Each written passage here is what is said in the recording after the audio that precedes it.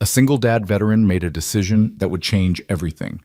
When 15 Hells Angels roared into town during the worst storm in decades, panic erupted. Neighbors locked their doors. Police were called. But Jack Hale, a decorated Marine with nothing but a failing garage and a 10-year-old daughter, did the unthinkable. He opened his door and invited them in. What happened next morning didn't just shock the town. It revealed a truth about courage, honor, and the men society had abandoned. Stay until the end and comment your city below so I can see how far this story travels.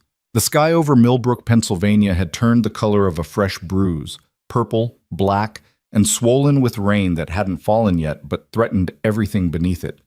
It was the kind of sky that made farmers check their livestock twice and mothers pull their children indoors early.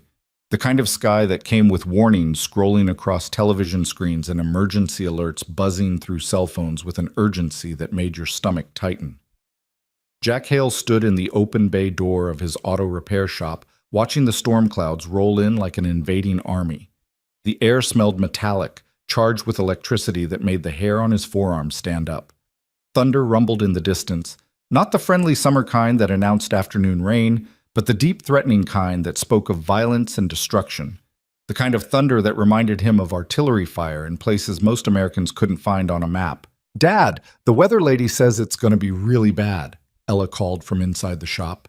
His 10-year-old daughter sat cross-legged on the worn couch in his office, her homework spread across the coffee table, though her eyes were fixed on the small television mounted in the corner.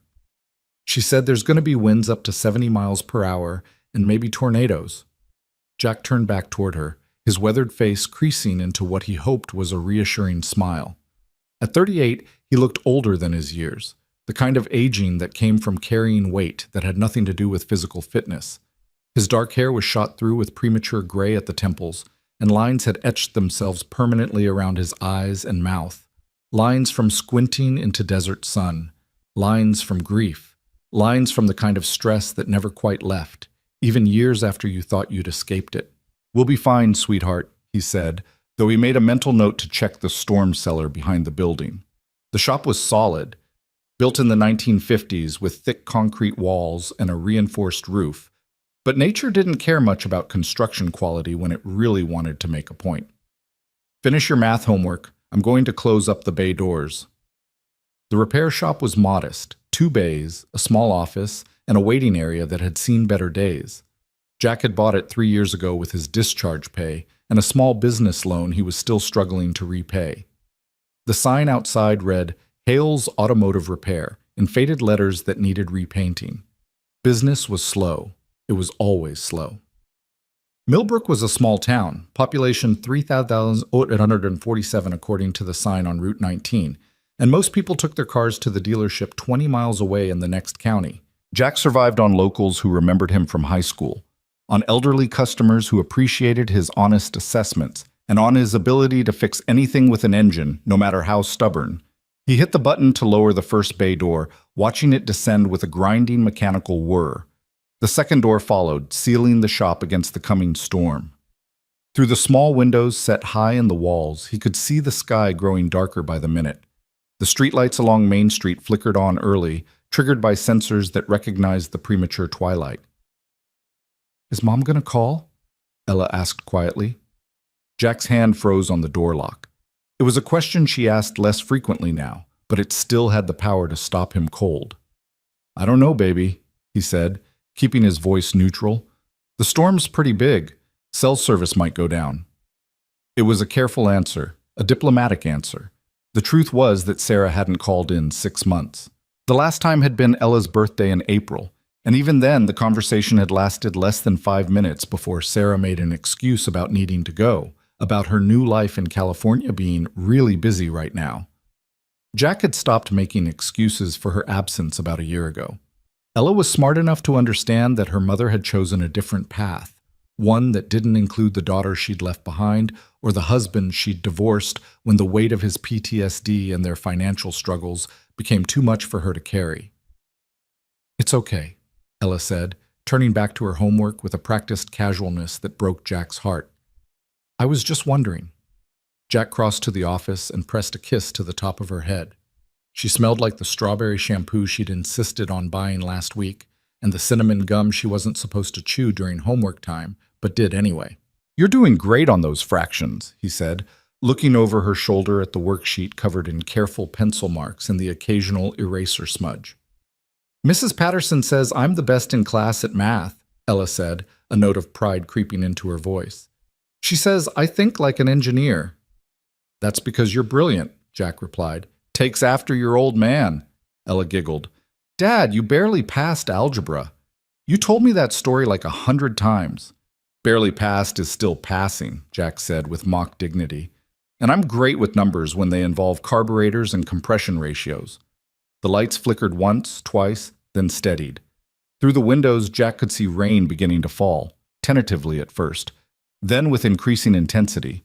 Within seconds, it became a deluge, sheets of water hammering against the building with a roar that made conversation difficult. The storm had arrived. Jack moved through the shop, checking windows, making sure everything was secure. The building groaned under the assault of wind that had picked up suddenly, finding every gap and crack to howl through. This was going to be bad. Possibly the worst storm Millbrook had seen in years. He grabbed 2 flashlights from his toolbox, checked that both had fresh batteries, and set them on his desk where they'd be easy to find if the power went out. "Dad," Ella's voice carried a note of worry. "The TV says the tornado warning got upgraded. They're saying everyone should shelter in place."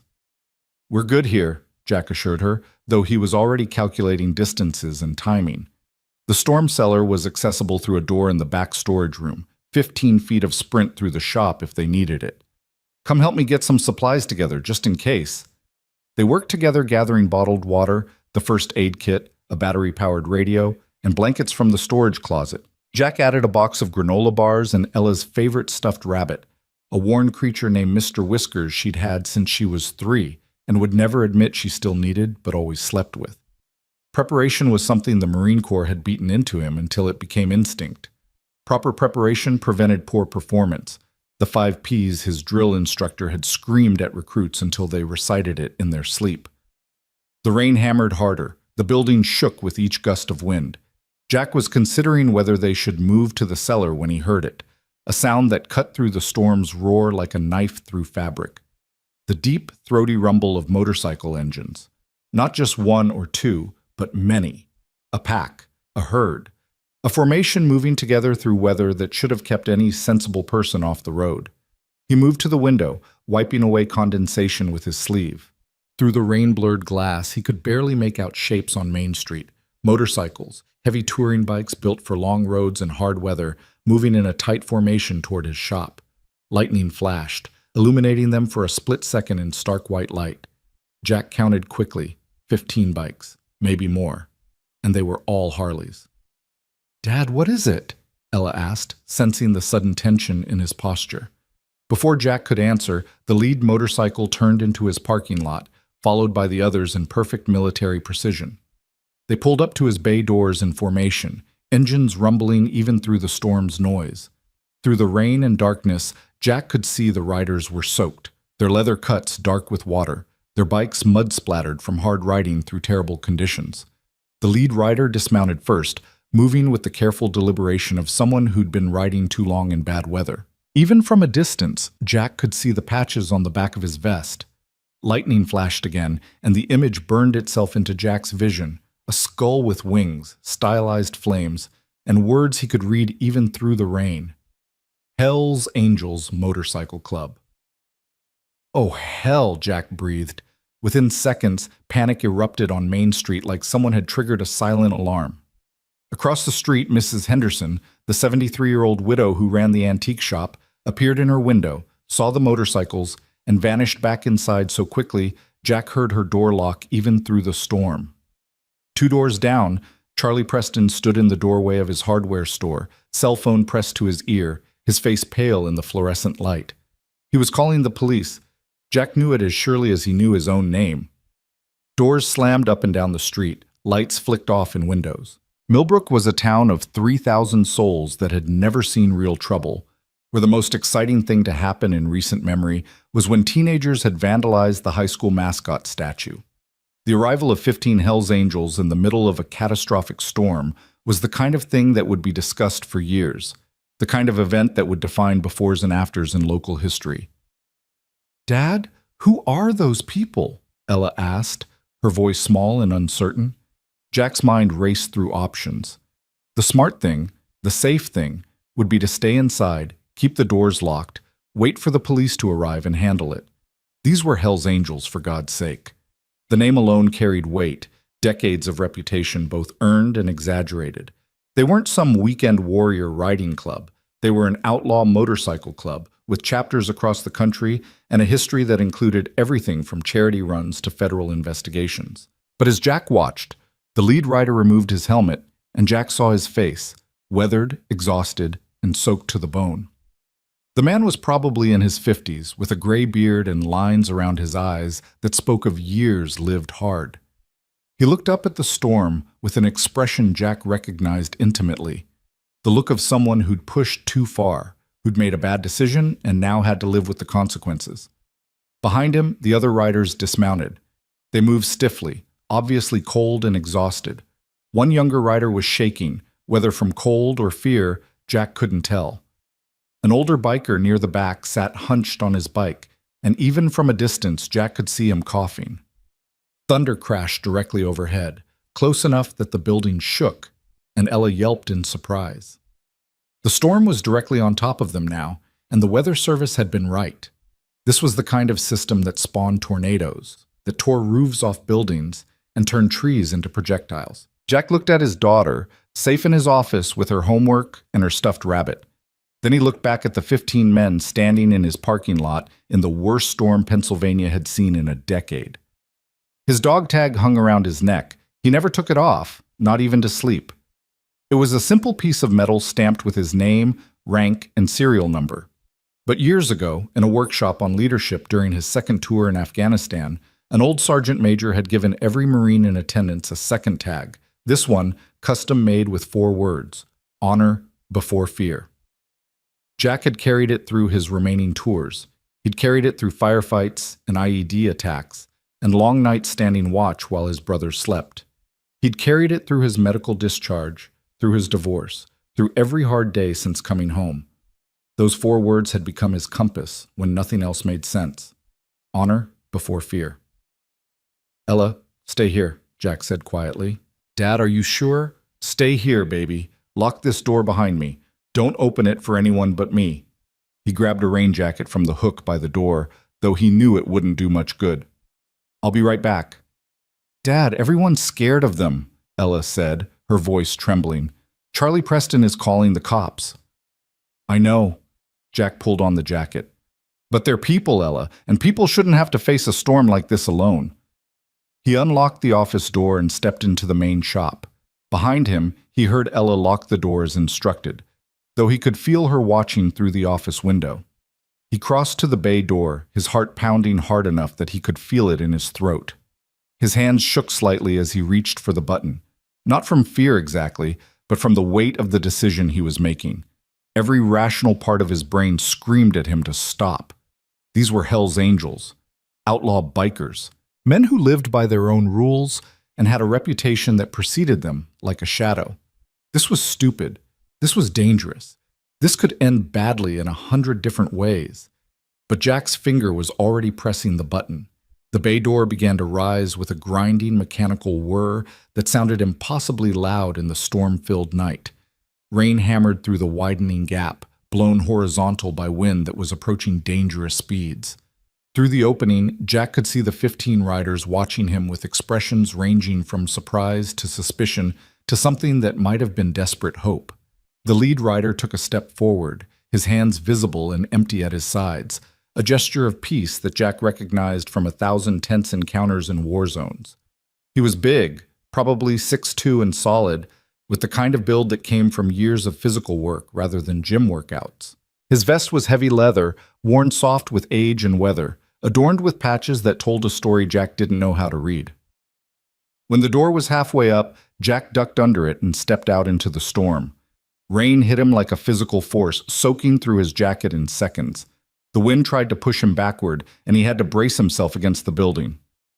"You folks look cold," Jack shouted over the storm, his voice barely carrying the 10 feet to where the lead rider stood.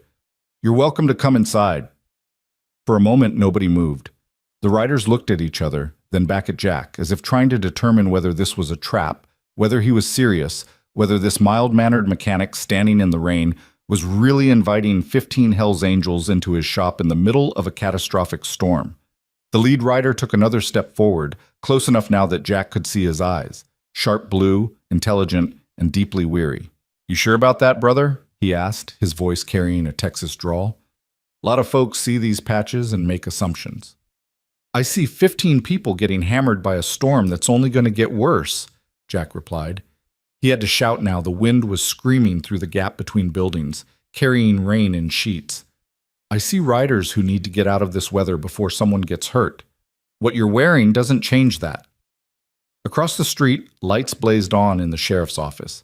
Jack could see movement inside. Sheriff Tom Morrison and his deputy pulling on rain gear, preparing to come out and handle what they undoubtedly saw as a situation. Jack had maybe 2 minutes before authority arrived and made this decision for him.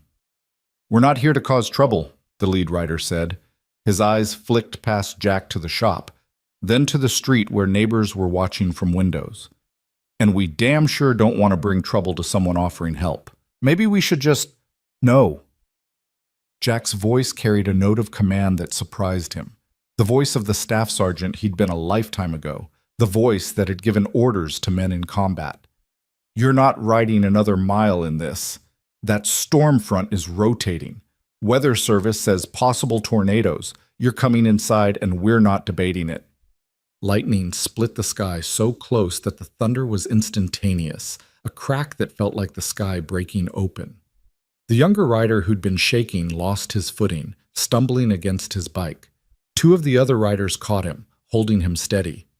Jack could see now that the kid, he couldn't have been more than 22, was soaked and shivering violently past the point of safety. "Inside," Jack said again, gesturing to the open bay. "Now, before one of you ends up with hypothermia or worse." The lead rider held Jack's gaze for a long moment, some kind of calculation happening behind those blue eyes. Then slowly he nodded. "Ryder," he said, extending his hand. "Ryder Jones." "Jack Hale." Jack took the offered hand, feeling the firm grip of someone who meant what they said. "Get your people inside, Ryder. We'll sort everything else out once we're all dry." Ryder turned to his crew. "You heard the man? Let's move." The bikers didn't need to be told twice. They rolled their motorcycles into the shop's parking area just outside the bay, killed the engines, and moved inside with the practiced efficiency of men who had done this before, though probably never under these circumstances. They filed past Jack, each one nodding or murmuring thanks, their boots tracking water and mud across his concrete floor. Jack watched them come in, counting. 13, 14, 15, all accounted for. He hit the button to lower the bay door, and as it descended, he caught one last glimpse of Main Street, of faces in windows, of Sheriff Morrison stepping out of his office, of a town watching in disbelief as their local veteran mechanic, the quiet single dad who fixed cars and kept to himself, sheltered a motorcycle club that most people crossed the street to avoid. The door sealed shut with a heavy clang, muffling the storm's roar to a distant rumble. Inside the shop, 15 Hells Angels stood dripping on his floor, looking around with a mixture of relief and wariness. They were an intimidating sight, leather-clad, heavily tattooed, with the kind of presence that filled a room and made everything else seem smaller. Several were older, in their 50s or 60s, with gray in their beards and lines in their faces that spoke of long roads traveled. Others were younger, but all of them carried themselves with the same careful awareness that Jack recognized from military life. Men who'd learned to watch their surroundings, to assess threats, to never be caught unprepared. The youngest one, the kid who'd been shaking, stumbled to the wall and leaned against it, his teeth chattering audibly. His lips had a blue tinge that Jack didn't like. "Someone get him sitting down," Jack ordered, pointing to the waiting area couch. "And start getting out of those wet clothes if you've got anything dry." 2 of the older bikers immediately moved to help the kid, guiding him to the couch with surprising gentleness. Ryder watched Jack with an expression that was hard to read. Respect, maybe, mixed with curiosity. "You got any idea what you just did?" Ryder asked quietly. "Probably made a lot of my neighbors nervous," Jack admitted. He pulled off his soaked jacket and hung it on a hook, trying to appear calmer than he felt. His heart was still racing, adrenaline singing through his veins. But it's my shop. My choice. You folks needed help. I had the means to provide it. Seems pretty straightforward to me. Not many people see it that way when we pull up, Ryder said. There was something in his voice, not quite bitterness, but a bone-deep weariness with judgment, with assumptions, with being treated as a threat before being seen as human. Most folks see the patches and decide they know everything they need to know about us. Then most folks are missing out on the whole story, Jack replied. He moved toward the storage closet where he kept emergency supplies. I spent too many years having people make assumptions about me based on a uniform. Seemed like a good lesson to remember. He emerged with an armful of shop towels and an old blanket. Not much, but better than nothing. He tossed towels to the nearest riders, who caught them gratefully and began drying off. The blanket he brought to the young kid on the couch, who was still shaking despite being out of the storm. "What's your name, son?" Jack asked, wrapping the blanket around the kid's shoulders. Tommy, the kid managed through chattering teeth. "Tommy Reeves." "Okay, Tommy, you're going to be fine. We just need to get you warmed up." Jack turned to Ryder. "How long were you riding in that?" 4 hours, Ryder admitted. "Maybe 5. We were trying to outrun the front, but it caught us about an hour outside Harrisburg. Been fighting it since then, looking for someplace to hole up. Every motel we passed was either full or didn't want to rent to you," Jack finished. "Yeah." Ryder's jaw tightened. "That about covers it." Jack felt anger kindle in his chest, not at the bikers, but at a world that would leave 15 people to face a dangerous storm because of the patches on their backs. "Well, you're here now," he said. "Let me see what else I can dig up."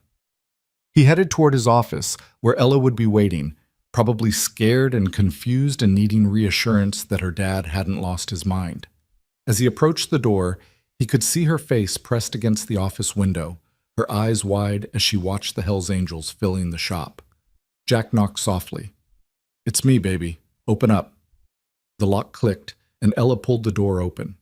She looked up at him with an expression that was equal parts frightened and curious. "Dad, are those really Hells Angels?" "They're people who needed help, Ella. That's what matters." Jack crouched down to her level, putting his hands on her shoulders. "I need you to be brave right now, okay? These men aren't going to hurt us. They just need somewhere safe to wait out the storm. But everyone's scared of them," Ella whispered, her eyes darting past him to where the bikers were toweling off and settling in. "Mrs. Henderson ran away and Charlie was calling the police and—" "I know," Jack said gently, "but being scared of someone doesn't mean they're actually dangerous. Sometimes people are scared because they don't understand, or because they've heard stories, or because someone looks different than what they're used to. But you know what I've learned?" "What?" "The bravest thing you can do is look past what scares you and see the person underneath." He tucked a strand of her hair behind her ear. "These guys have been riding through a terrible storm for hours. One of them is probably hypothermic. They need help, and we have the means to give it. That's what honor looks like, doing the right thing even when it's hard." Ella chewed her bottom lip, a habit she'd inherited from Jack. "Are you sure they're safe?" "Nothing in life is 100% sure," Jack admitted. "But yeah, baby, I think we're going to be fine. And I think maybe we're going to teach this town something about judging people by their covers." A sound from the shop made them both turn. Someone was knocking on the front door. Through the glass, Jack could see Sheriff Morrison and his deputy standing in the rain, their faces grim and determined. Behind them, Jack could make out other townspeople gathering despite the weather. Charlie Preston, with his cell phone still out, probably recording everything. Mrs. Henderson's son James, who'd played football with Jack in high school, and at least a dozen others, drawn by news spreading faster than the storm itself. "Stay here," Jack told Ella. "This might get complicated."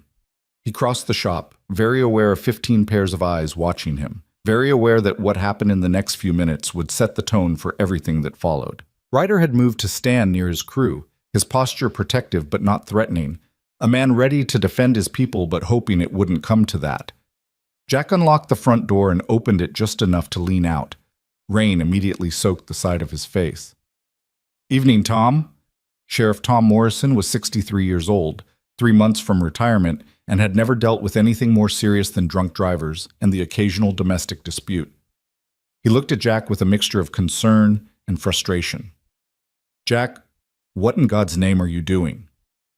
"Providing shelter during a storm," Jack said evenly. "That a problem?" "You let 15 Hell's Angels into your shop," Tom said, stating the obvious. "Do you have any idea to—" "I let 15 people out of dangerous weather," Jack interrupted. "What they're wearing doesn't change the fact that there's a tornado warning in effect, and those folks were about to catch hypothermia." Deputy Rick Sanders, who was 31 and had served 2 tours in Iraq, leaned closer to peer past Jack into the shop. "Mr. Hale, we appreciate your service and everything, but this is a motorcycle club. These guys are standing right here and can hear every word you're saying," Ryder called from inside. He moved forward, his hands visible and non-threatening, until he stood beside Jack. "Sheriff, I'm Ryder Jones. This is my crew. We're not here to cause trouble. We got caught in the storm, and Mr. Hale here was kind enough to offer us shelter. We'll be on our way as soon as it's safe to ride." Tom looked from Ryder to Jack and back again, clearly out of his depth. "You understand how this looks? We got calls from half the town. People are scared." "Of what?" Jack asked, his voice hardening. "Of people they don't know? Of patches on a jacket? Or are they scared because it's easier to judge someone than to see them as human?" "Jack, no, Tom. You've known me since I was 8 years old. You know I'm not stupid, and you know I'm not reckless. These folks needed help. I had the means to provide it, and that's the end of the discussion. They're staying until the storm passes, and if anyone has a problem with that, they can take it up with me directly." Charlie Preston pushed forward through the gathering crowd. "Jack, be reasonable. These are Hell's Angels. They're criminals. You're endangering yourself and your daughter." "Mr. Preston," Ryder said, his voice carrying easily over the wind and rain, "with all due respect, you don't know a damn thing about me or my brothers. We're veterans, same as your friend Jack here.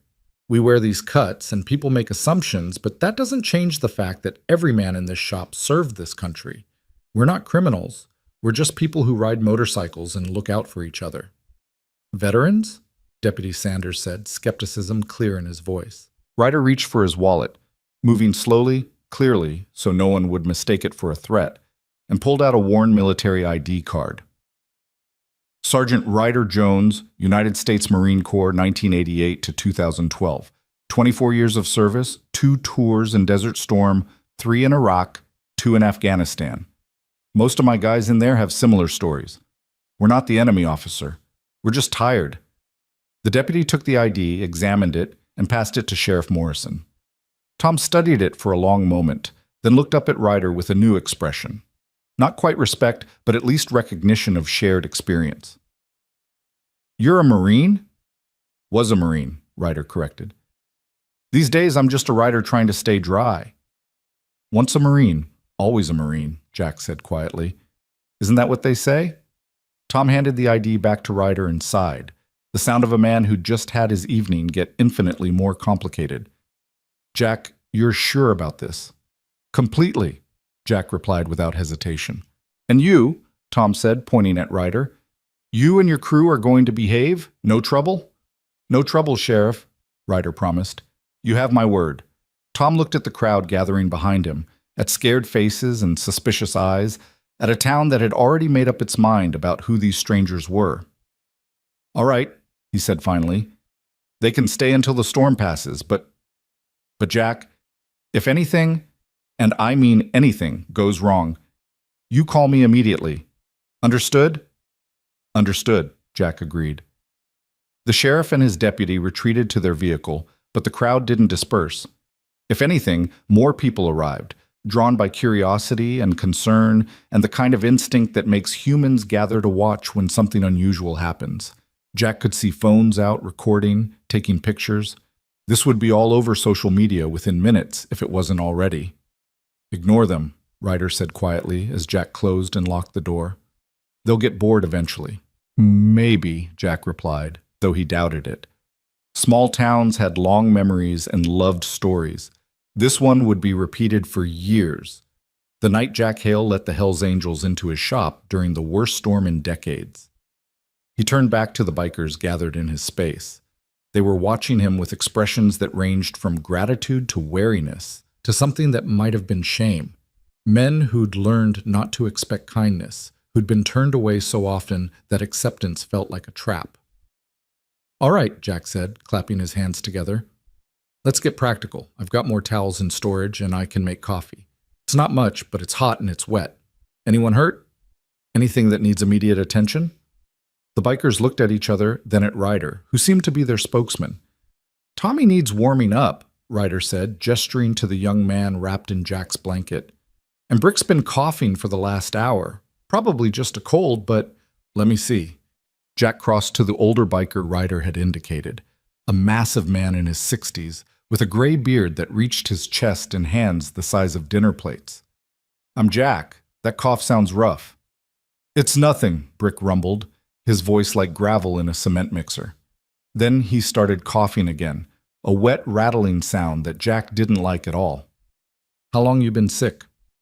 "Few days, maybe a week." Brick shrugged like it was inconsequential. "Had worse." Jack put a hand on the man's forehead and found it burning hot. "You're running a fever. You need to get out of those wet clothes and get warm. Anyone else feeling sick?"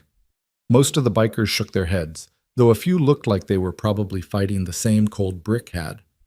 They'd been on the road, sleeping rough or in cheap motels, riding in all weather. Of course they were getting sick. It was a wonder more of them weren't falling apart. "Okay," Jack said. "Here's what we're going to do. I've got dry clothes in my office. Nothing fancy, just work clothes. But it's better than wet leather.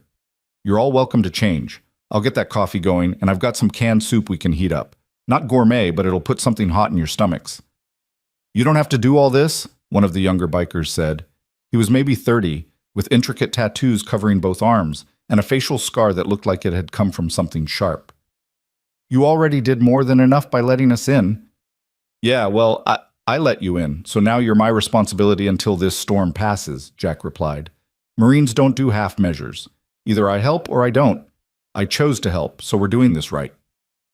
Ryder smiled, the first real smile Jack had seen from him. "You really are a jarhead, aren't you?" "Staff Sergeant Hale, 2nd Battalion, 5th Marines," Jack confirmed. 3 tours in Afghanistan, 1 in Iraq. Got out in 2015 after an IED decided to rearrange my spine. "You?" "Sergeant Jones, 1st Battalion, 3rd Marines. Started in the Gulf, ended up in Helmand Province."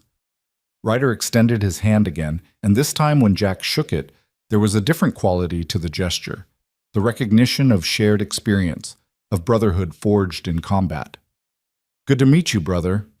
"Likewise." The tension in the room shifted perceptibly. The bikers, who'd been standing in defensive clusters, began to relax slightly. It was still awkward, 15 strangers in a space meant for 2 or 3, but the air of potential violence had dissipated. They were just people now, tired and wet and grateful for shelter. Jack grabbed his keys and headed for the storage room where he kept his personal effects. Behind him, he heard the soft sound of Ella's office door opening, and when he turned, his daughter was standing there with her arms full of something. "Dad," she said hesitantly, "I thought maybe they'd be cold." She was holding an armful of blankets, every spare one Jack owned, plus the comforter from her own bed. She looked terrified and brave simultaneously, a 10-year-old girl offering comfort to men who looked like they'd stepped out of a nightmare, but who were, in the end, just human. The shop went completely silent. 15 battle-hardened bikers stared at this small girl with her armful of blankets, and Jack watched several of them swallow hard, watched eyes that had seen too much soften with something that looked like pain. Ryder crouched down, bringing himself to Ella's level. "What's your name, darlin'?" "Ella," she whispered. "That's a beautiful name." "I'm Ryder." He gestured to the blankets. "Are these for us?" Ella nodded, not quite meeting his eyes. "My dad says you've been riding a long time in the storm. I thought you might be cold." "You thought right," Ryder said gently. He reached out slowly, giving Ella time to pull back if she wanted, and took the blankets from her arms. "This is one of the kindest things anyone's done for us in a long time. Thank you, Miss Ella." "You're welcome," Ella said, then looked up at her father for confirmation that she'd done the right thing. Jack felt his throat tighten with an emotion he couldn't quite name. Pride, certainly. Love, absolutely. But also a deep gratitude that his daughter, despite everything she'd been through, despite a mother who'd left and a father who struggled in a life that was harder than any child should be, still had the capacity for compassion. "That was perfect, baby," he said softly. Ryder stood and turned to his crew, holding the blankets. "Hear that, boys? Little Miss Ella here thinks we might be cold. Anyone need a blanket?" Every hand went up, not because they were all cold, Jack suspected, but because accepting this child's gift was a way of honoring the courage it took to offer it. Ryder distributed the blankets with the care of someone handling precious artifacts, and each biker who received one murmured thanks in Ella's direction. The youngest one, Tommy, who was still shivering despite the shop being warmer than outside, received Ella's own comforter, the one with the stars and moons pattern she'd picked out herself. He wrapped it around his shoulders, and Jack watched a tear slide down the kid's face. "Hey, Tommy," Ella said, moving closer despite her obvious nervousness. "Are you okay?" "Yeah," Tommy managed, his voice thick. "Yeah, It's just been a really long day, and people don't usually—" He trailed off, unable to finish. "My dad says people should be nice to each other," Ella said simply. "Even if they don't know each other, especially then." "Your dad's a smart man," Tommy said, "and you're a really brave kid." Ella smiled shyly, then retreated back to the office, content that she'd done her part. Jack watched her go, his heart simultaneously breaking and swelling with pride. 10 years old and already wiser than most adults. He turned back to the task at hand, getting 15 cold, wet men comfortable and fed. It took the better part of an hour. He broke out his personal stash of clean work clothes, coveralls, spare jeans, t-shirts with auto parts logos, anything remotely dry. The bikers changed in shifts, using the bathroom and the storage room for privacy, emerging looking less like intimidating outlaws and more like regular guys who'd had a rough night. Jack fired up the small coffee maker in his office, brewing pot after pot of cheap, strong coffee that the bikers accepted like it was liquid gold. He heated canned soup on the hot plate he usually used for his own lunches. Chicken noodle, tomato, vegetable, whatever he had in the cupboard. It wasn't much, but the bikers ate like they were at a 5-star restaurant, grateful for anything hot. As they ate and warmed up, the tension continued to ebb. The bikers began talking among themselves in low voices, the kind of easy conversation that comes from people who've known each other a long time. Jack caught fragments. Discussions about the storm, about routes and roads, about bikes that needed attention and parts that needed replacing. Normal conversation. Human conversation. Brick's cough persisted, so Jack dug out the first aid kit and found some cold medicine that was probably past its expiration date, but better than nothing. He made the big man take it with water and an extra blanket, then positioned him near the space heater Jack had set up in the corner. Outside, the storm raged on. Rain continued to hammer the building, and the wind had reached a steady howl that occasionally escalated to a scream when a particularly strong gust hit. The lights flickered periodically, and Jack kept the flashlights close, expecting power to fail at any moment. Ella had returned to her homework, but Jack could see her watching the bikers with fascination. They, in turn, seemed acutely aware of her presence, careful to moderate their language and behavior. Jack appreciated it. These men were making an effort to be appropriate guests despite circumstances that couldn't have been stranger. Ryder settled onto the floor near Jack's desk, a cup of coffee in his hands, and a tired contentment on his face. "You really didn't have to do all this," he said quietly. "The shelter would have been enough." "My dad was a Marine," Jack replied, dropping down to sit beside him. "He used to say that honor wasn't about doing the minimum required. It was about doing the maximum possible. I guess that stuck." "Good lesson." Ryder sipped his coffee. "Your old man still around?" "Died when I was 15, heart attack." Jack stared at his own coffee, remembering. "Never got to tell him I joined up. Always wondered if he'd have been proud." "He would have been," Ryder said with certainty. "You turned out good, Jack Hale. Better than good. You're the kind of Marine that makes the rest of us look better by association." "I don't know about that," Jack demurred. "I'm just a guy trying to do right. That's exactly what I'm talking about." They sat in comfortable silence for a moment, the kind that happens between people who understand each other without needing constant conversation. Around them, the other bikers were settling in, some dozing despite the storm, others talking quietly. A few staring at their phones trying to get a signal that would let them call family and report they were safe. "Can I ask you something?" Jack said after a while. "Shoot." "Why the hell's Angels? I mean, you're a Marine. 24 years of service. You could have done anything after you got out. Why this?" Ryder was quiet for a long time, long enough that Jack thought maybe he wasn't going to answer. Then he said, "What do you know about coming home, Jack?" "Enough," Jack replied quietly. "Then you know it's not easy. You know that one day you're living on a phobie in some desert hellhole, and the next day you're back in the world where nobody understands what you've been through or why you can't just turn it off and be normal again.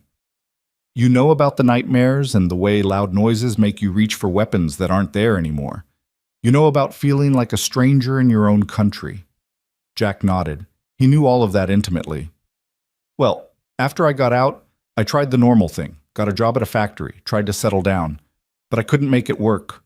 Couldn't connect with people who'd never served. Couldn't explain the things I'd seen or done. I was drowning, Jack. Drowning in a world that wanted me to smile and pretend like 24 years at war hadn't changed me." "So you found the club," Jack said, understanding. "So I found the club," Ryder confirmed. "And suddenly I was with people who got it. People who'd been there, who'd seen things, who understood that coming home doesn't mean the war's over. We ride together, we look out for each other, and nobody judges us for being broken in ways civilians can't understand." "You're not broken," Jack said. Ryder smiled sadly. "We're all broken, brother. Some of us just hide it better than others." Thunder crashed overhead, close enough that the lights flickered ominously. Ella yelped from the office, and Jack started to rise, but Ryder was faster. "Hey there, Miss Ella," Ryder said, moving to the office door. "You doing okay?" "I don't like thunder," Ella admitted, her voice small. "Yeah? Well, can I tell you a secret?" Ryder crouched down. "Neither do I. Loud noises make me jumpy. Have ever since I came back from overseas. But you know what helps?" "What?" "Remembering that it's just noise. It can't hurt you. It's just the sky being dramatic." He glanced at Jack for permission, then said, "You want to sit with us for a bit? Your dad and I are just talking. You're welcome to join us if you want." Ella looked at Jack, who nodded encouragement. She emerged from the office, clutching Mr. Whiskers, her stuffed rabbit, and settled between Jack and Ryder like she'd known them both her whole life. Jack put an arm around her shoulders, and she leaned into him with the trust that only children have, the certainty that as long as Dad was there, everything would be okay. "Mr. Ryder was in the Marines too," Jack told her. "He served even longer than I did." "Did you know my dad over there?" Ella asked. "No, darlin'. We were in different units, different times, but we're still brothers in a way. Marines always are." "Dad says the Marines taught him to be brave," Ella said. "Is that right?" Ryder looked at Jack with amusement. "What else did Dad say?" "That being brave doesn't mean you're not scared. It means you do the right thing even when you are scared." "Your dad's a smart man," Ryder said, "and he's right. Bravery isn't about not being afraid. It's about being afraid and doing what needs doing anyway." Another gust of wind hit the building so hard that something outside crashed, probably a trash can or a loose sign. Several of the bikers tensed, old instincts kicking in, hands reaching for weapons that weren't there. Jack recognized the response, the hypervigilance that never quite left, the way combat veterans were always just a little bit on alert, always ready for something to go wrong. "Easy," Ryder called out to his crew. "Just the storm." They relaxed gradually, but Jack noticed several of them looked embarrassed, like their reaction had given something away. He wanted to tell them it was okay, that he did the same thing, that his daughter had learned not to pop balloons around him because the sound made him drop to the floor in a panic that was as automatic as breathing. But he stayed quiet, letting them keep their dignity. "So," Jack said, changing the subject, "where were you all headed before the storm hit?" "Nowhere specific," Ryder replied. "We do an annual run, just ride for a few weeks, see the country, visit other chapters. We were heading east, figured we'd make it to the coast before turning back. Then the weather turned bad." "Annual run," Ella repeated. Like a vacation? Exactly like that, Ryder said, smiling at her. We work regular jobs most of the year. I'm a mechanic, just like your dad. Brick over there is a welder. Tommy's a college student, if you can believe it. But once a year, we all get together and ride. That sounds fun, Ella said wistfully. I've never been on a motorcycle. Never? Ryder looked genuinely shocked. Jack, you're failing this child's education. Everyone should ride at least once. She's 10, Jack said, and I sold my bike when she was born. Couldn't afford to keep it and pay for diapers. Fair point, Ryder conceded. But someday when she's older, you should take her out. There's nothing like the freedom of the open road. It's the closest thing to flying without leaving the ground. Maybe, Jack allowed, though he doubted it would ever happen. Motorcycles cost money, and money was something he never seemed to have enough of. The conversation drifted into easier topics: favorite roads, memorable rides, the differences between bike models.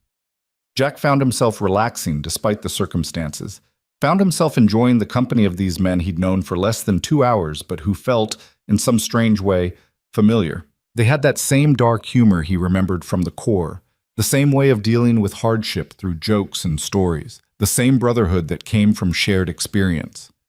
Around 11 o'clock, Ella started nodding off against Jack's shoulder. He carried her to the office couch, tucked her in with her remaining blanket, and left Mr. Whiskers beside her where she could reach him. She barely stirred, exhausted by the emotional roller coaster of the evening and the late hour. When Jack returned to the main shop, he found several of the bikers had also fallen asleep, heads pillowed on backpacks, wrapped in Ella's blankets, looking vulnerable in a way that they probably never allowed themselves to look when awake. The ones still awake spoke in hushed voices, respectful of those sleeping. "Your kid's something special," Tommy said from his nest of blankets near the space heater. His color had improved, and he'd stopped shivering, though he still looked exhausted. When she brought out those blankets, man, I can't remember the last time someone did something nice for me without wanting something in return. That's how we raised her, Jack said. To see people as people, not as categories or stereotypes. You raised her right, another biker chimed in, this one named Carlos, who'd served in the Army Rangers and had more tattoos than bare skin visible. In this world, that kind of compassion is rare. Protect that in her. Don't let life make her hard. I'm trying, Jack said softly. God knows I'm trying. The power flickered one more time, then went out completely, plunging the shop into darkness broken only by the flashlights Jack had set up earlier and the glow of phone screens. The emergency lighting kicked in, dim battery-powered LEDs that cast everything in a ghostly blue-white. Well, that was inevitable, Ryder said. How's your phone signal? Jack checked. Nothing. You? Same. Towers are probably down. Ryder stood and stretched, his back cracking audibly. Means nobody's getting updates on the storm. As if in answer, the wind suddenly dropped to nothing. The rain stopped mid-beat. The sudden silence was more unnerving than the storm had been. That's not good, Jack said, his military training recognizing the danger immediately. No, Ryder agreed. That's not good at all. They moved to the window, pressing their faces against the glass to look out at Main Street. In the emergency lighting from various buildings, they could see trees bent at impossible angles, debris scattered everywhere, and an eerie green tint to the sky that made Jack's stomach drop. Everyone up, Ryder commanded, his voice carrying the authority of a man used to being obeyed in crisis situations. Now, we need to move. The bikers woke instantly, no grogginess or confusion, just immediate alertness that spoke of years of training. They were on their feet in seconds, looking to Ryder for direction. Tornado? Carlos asked. Probably, Jack confirmed. He ran to his office, scooped up Ella despite her sleepy protests, and grabbed the emergency supplies he'd prepared earlier. Storm cellar, back of the building. Let's go. They moved as a unit, 15 bikers, 1 veteran, and 1 confused, half-asleep child, through the shop toward the back storage room. Jack led the way, Ella in his arms, with Ryder right behind him, keeping the others organized. Tommy, help Brick move faster. Carlos, grab those supplies. Everyone stays together. Nobody gets left behind. Jack hit the storage room and threw open the cellar door, revealing concrete steps leading down into darkness. The cellar was small, meant for maybe 6 people at most, But it was solid, built in the 1950s when people took civil defense seriously. Reinforced concrete and steel meant to withstand bombs. "Down," Jack ordered. "Quickly." The bikers filed down, packing into the space with military efficiency, making room for each other without complaint. Jack came last, pulling the heavy steel door shut behind him and throwing the bolt that sealed them in. The space was cramped. 15 large men, one adult, and one child pressed together in an area that measured maybe 8 by 10 feet. But nobody complained. "Dad, what's happening?" Ella asked, fully awake now and scared. "Just being careful, baby," Jack said, holding her close. "The storm's doing something weird, and this is the safest place to be." They huddled in the darkness, flashlights providing small islands of light. Jack found the battery-powered radio and turned it on, searching for a station that was still broadcasting. Static filled most frequencies, but finally he caught a local station. Repeating, tornado confirmed on the ground, currently tracking through downtown Millbrook, moving northeast at 30 miles per hour. "This is an extremely dangerous situation. If you are in Millbrook, take cover immediately. Get to your lowest floor, away from windows." The radio cut out as the tornado hit. The sound was unlike anything Jack had ever heard. Worse than incoming mortars, worse than IEDs, worse than anything his combat experience had prepared him for. It sounded like a freight train and a jet engine, and the end of the world all rolled into one sustained roar that made the walls shake and dust rain from the ceiling. The building above them groaned and screamed. Jack heard glass shattering, metal tearing, wood splintering. Something massive hit the shop with enough force that the cellar door buckled inward slightly, and several of the bikers moved to brace it, throwing their weight against steel to keep it from giving way. Ella buried her face in Jack's chest, her small hands fisting in his shirt. Around them, hardened combat veterans held their breath, held each other, held on to whatever they could reach. Ryder had grabbed Jack's shoulder with one hand and Tommy's arm with the other, creating a chain of human connection that spread through the group, everyone touching someone, nobody alone. The roar went on forever. 30 seconds that felt like 30 minutes. Jack counted in his head the way he'd learned in basic training, trying to estimate the tornado's size and speed and proximity. Ella was crying quietly, and he held her tighter, murmuring reassurances he wasn't sure were true. And then, as suddenly as it had started, the roar moved on. The sound diminished, traveling away from them toward the northeast, leaving destruction in its wake. Nobody moved. Nobody spoke. They sat in the darkness, listening to the creaks and groans of the building above them, listening for the sound of collapse, listening to their own breathing and the thunder of their hearts. "Everyone okay?" Ryder finally asked. A chorus of affirmatives came back, shaken but uninjured, scared but alive. "Jack?" "We're good," Jack replied, though his hands were shaking. "Ella, you okay, baby?" "Uh-huh," Ella managed, though she wouldn't let go of him. "That was really scary, Dad." "I know, but it's over now. We're safe." "Should we go up?" Tommy asked. "Not yet," Jack said. "Give it a few more minutes. Make sure it's really past." They waited in the cramped darkness, nobody complaining about the lack of space or air, just grateful to be alive.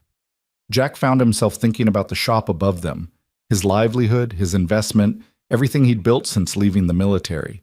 If the tornado had destroyed it, but he pushed the thought away. Material things could be replaced. The life he held in his arms, the men pressed around him in this concrete box, these things mattered. These things were irreplaceable. After 10 minutes that felt like hours, Jack finally unbolted the cellar door and pushed it open. The resistance was significant. Something had fallen against it, but between him and Ryder, they managed to force it wide enough to squeeze through. The storage room was relatively intact, though water dripped from a new crack in the ceiling. Jack helped Ella through, then turned to assist the bikers as they emerged into the darkened building. When they made it to the main shop, everyone stopped and stared. The building had held. The walls stood, the roof was mostly intact, and the structure remained sound. But the bay doors were gone, ripped completely away and deposited God knew where. One of the windows had shattered, showering glass across the floor. Water poured in through gaps in the roof where shingles had been torn away. But they were alive. The shop was damaged, but standing. And as Jack looked at the 15 men who'd emerged from the cellar with him, at his daughter clinging to his hand, at the first light of dawn beginning to show through the missing bay doors, he felt something he hadn't felt in a long time. Hope. "Well," Ryder said, surveying the damage with the practical eye of someone who'd seen worse, "I guess we've got some cleanup to do." "You don't have to," Jack started. "Brother," Ryder interrupted, "you saved our lives tonight. Twice. Once when you let us in, and once when you got us to that cellar. We owe you." He turned to his crew. "What do you say, boys?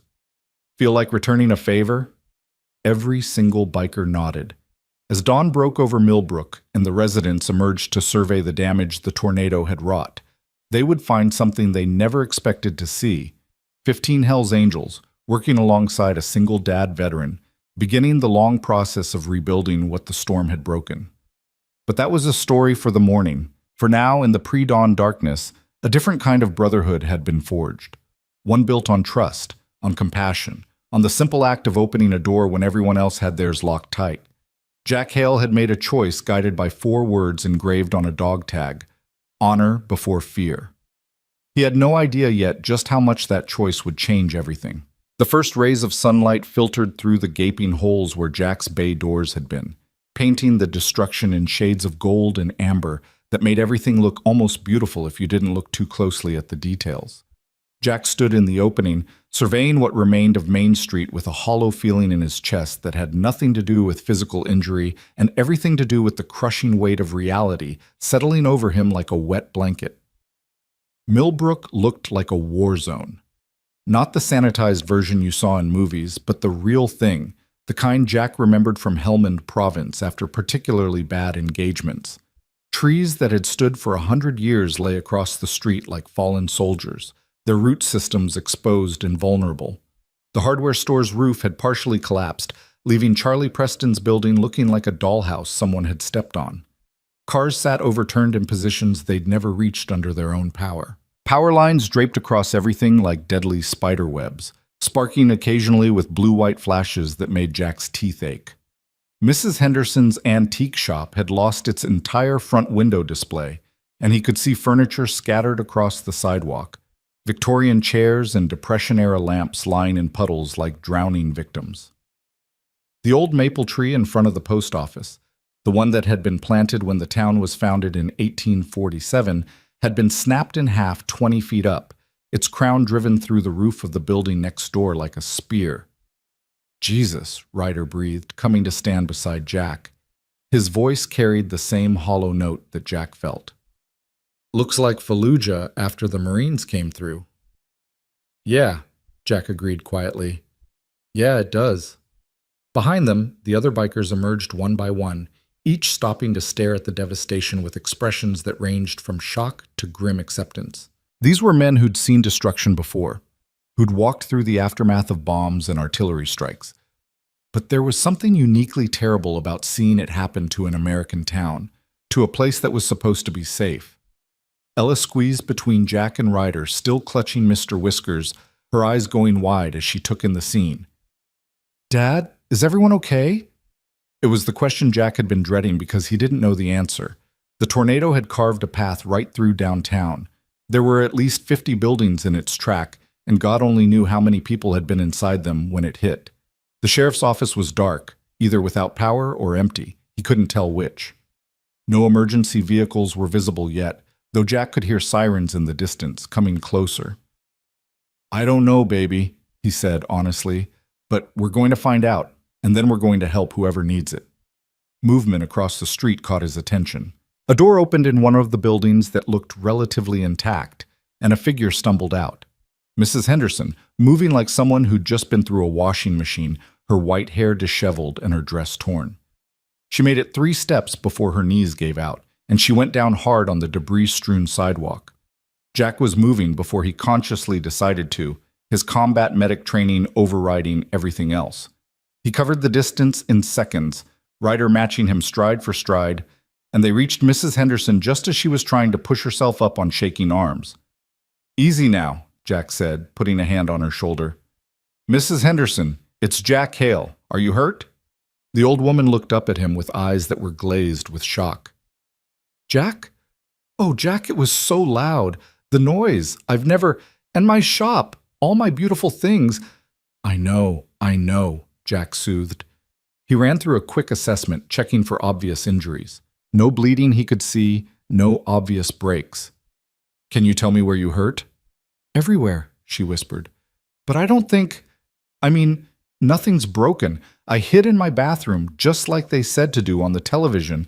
I heard everything breaking, heard the walls shaking, and I thought I was going to die, Jack. I thought that was the end. But you didn't die, Jack said firmly. You did exactly right. And you're alive, and that's what matters. Can you stand?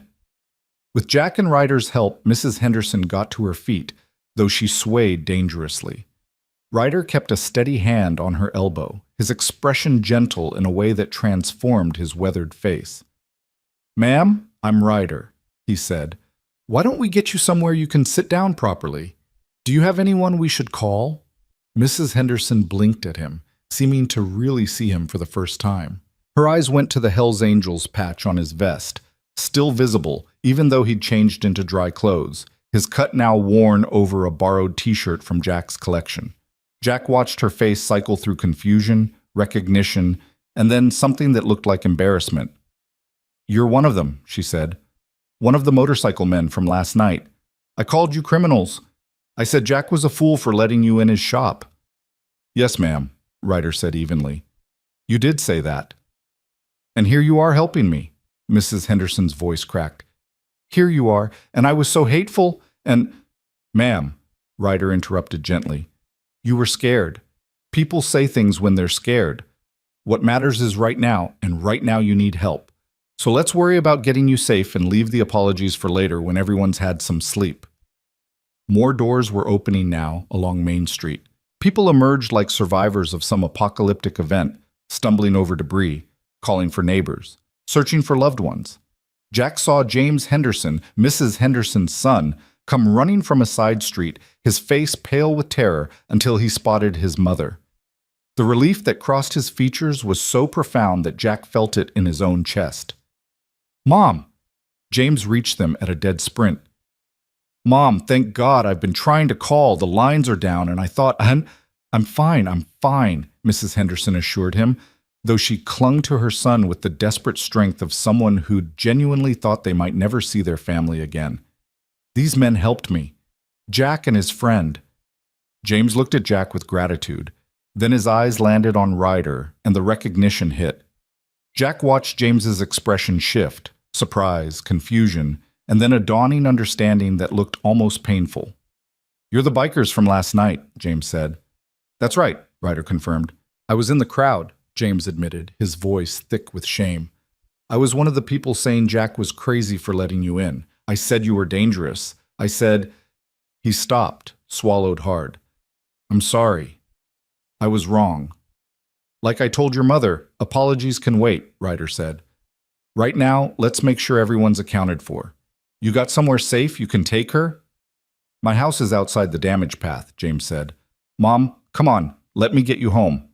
As James led his mother away, Jack heard her say something that made him pause. Those men aren't criminals, James. They're angels. Actual angels. Jack turned to find the rest of Ryder's crew had spread out along the street, already helping. Tommy, who'd been hypothermic just hours ago, was helping an elderly man climb over a fallen tree. Brick, who'd been running a fever, was using his massive strength to lift debris off a car that had been crushed by a telephone pole. Carlos had found a mother with 3 small children, was carrying the youngest while helping the others navigate the dangerous terrain. Boys, Ryder called out. Sound off, everyone okay? Good here, Tommy called back. All good, Brick rumbled. One by one, the bikers confirmed they were uninjured, and Jack felt something loosen in his chest. He'd been responsible for these men from the moment he'd opened his door, and knowing they were safe made the rest of the situation just slightly more bearable. Sheriff Morrison appeared at the end of the street, Deputy Sanders beside him, both men looking like they'd aged 10 years overnight. The sheriff's cruiser was dented and missing a door, but it was still mobile. Morrison's eyes swept the scene, landing on Jack and the bikers with an expression that was impossible to read. Jack, Morrison called, picking his way through the rubble. "You and your people okay?" "We're fine, Tom," Jack replied. "Building took some damage, but we sheltered in the cellar. Everyone made it through." "Thank God for that." Morrison rubbed his face with both hands. "We've got reports of damage all through downtown. No confirmed fatalities yet, but there are people trapped. Fire department's on the way from the county, but it's going to take them at least 30 minutes to get here with all the roads blocked." "What do you need?" Jack asked, already knowing the answer. "Everything," Morrison said bluntly. "We need search and rescue. We need debris cleared. We need someone with medical training to check on folks until the ambulances can get through. We need—" He stopped, seeming to really see the Hells Angels for the first time since arriving. "I need all the help I can get, and I'm not too proud to accept it from wherever it comes." "Then you've got us," Ryder said, stepping forward. 15 able bodies, all with military training. Half of us have medical experience. We can help." Morrison looked at Ryder for a long moment, and Jack could see the calculation happening behind the sheriff's eyes. Accepting help from an outlaw motorcycle club wasn't the kind of decision that a small-town sheriff made lightly. It was the kind of thing that could make or break a reputation, the kind of choice that would be dissected and discussed for years. "All right," Morrison said finally. "Here's how this works. You operate under my authority. You do what I tell you, when I tell you, and you don't go off on your own. Anyone breaks those rules, everyone leaves. Understood?" "Crystal clear, Sheriff," Ryder said. "We're here to help, not to complicate your life." "Good." Morrison pulled out a notebook that had somehow survived the storm. "Jack, you're with me coordinating. You know this town, you know the people. Ryder, split your crew into teams.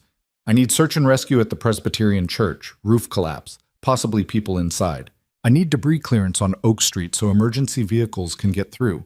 And I need someone checking on the elderly residents who might not have made it out of their homes." "Tommy, Brick, Carlos, your search and rescue," Ryder ordered without hesitation. "Snake, Chains, Dusty, debris clearance. Everyone else with me doing welfare checks. Move out, and remember, we're representing the club here. We do this right." The bikers dispersed with military precision, each team heading toward their assigned area with purpose and focus. Jack watched them go, these men who'd been feared and rejected just 12 hours ago, now running toward danger to help people who'd treated them like criminals. "I was wrong about them," Morrison said quietly, watching the same scene Jack was. "Dead wrong." "A lot of people were," Jack replied. "Including me," said a voice behind them. They turned to find Charlie Preston standing there, his face streaked with dirt and what might have been tears. His hardware store was partially collapsed.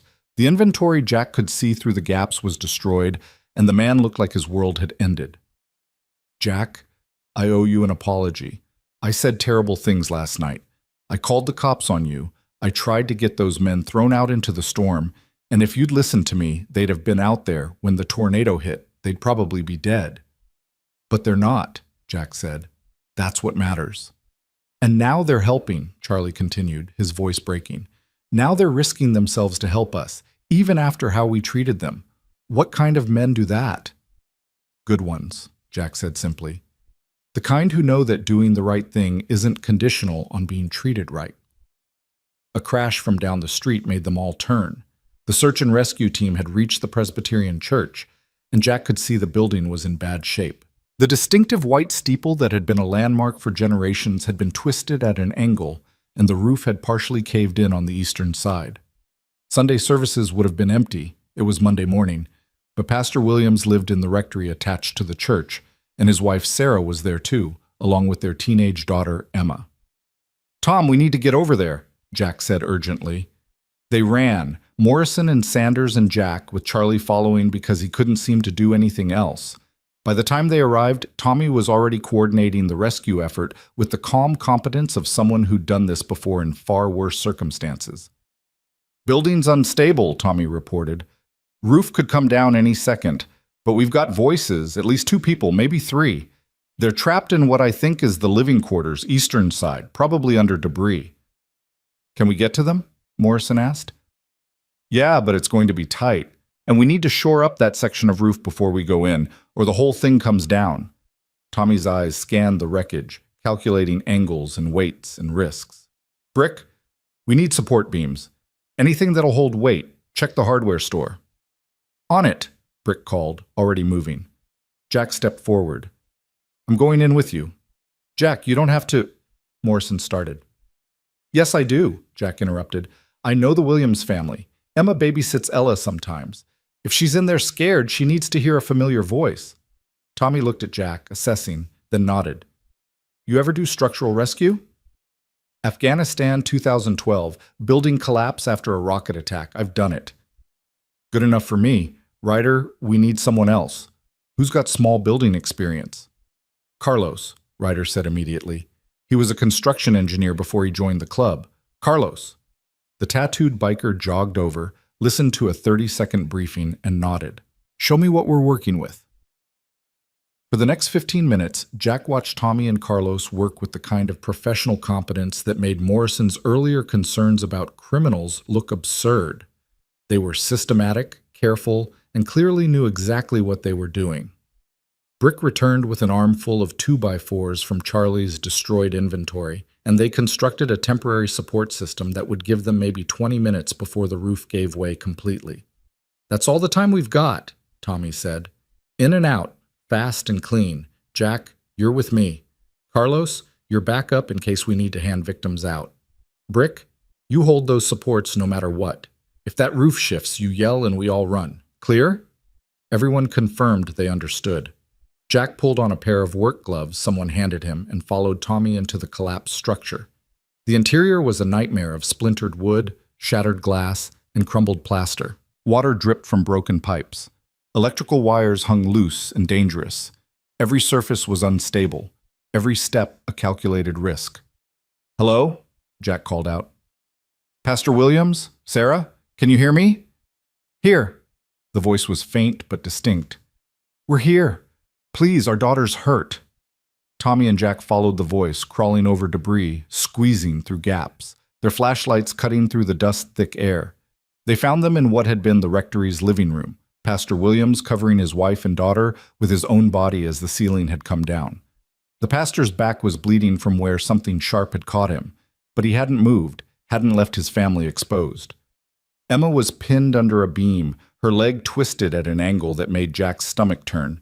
She was conscious but pale, shock written across her young face. Sarah Williams was crying quietly, her hand holding her daughter's, her other hand pressed against her husband's back, trying to slow the bleeding. Jack?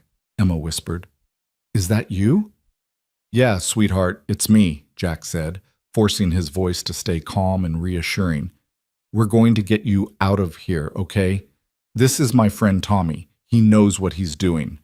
Tommy was already assessing the situation with quick, efficient movements. Beams got her trapped at the femur. We lift it, we carry her out. But we've got maybe 10 minutes before this whole place comes down. He looked at Jack. You steady? As a rock, Jack lied.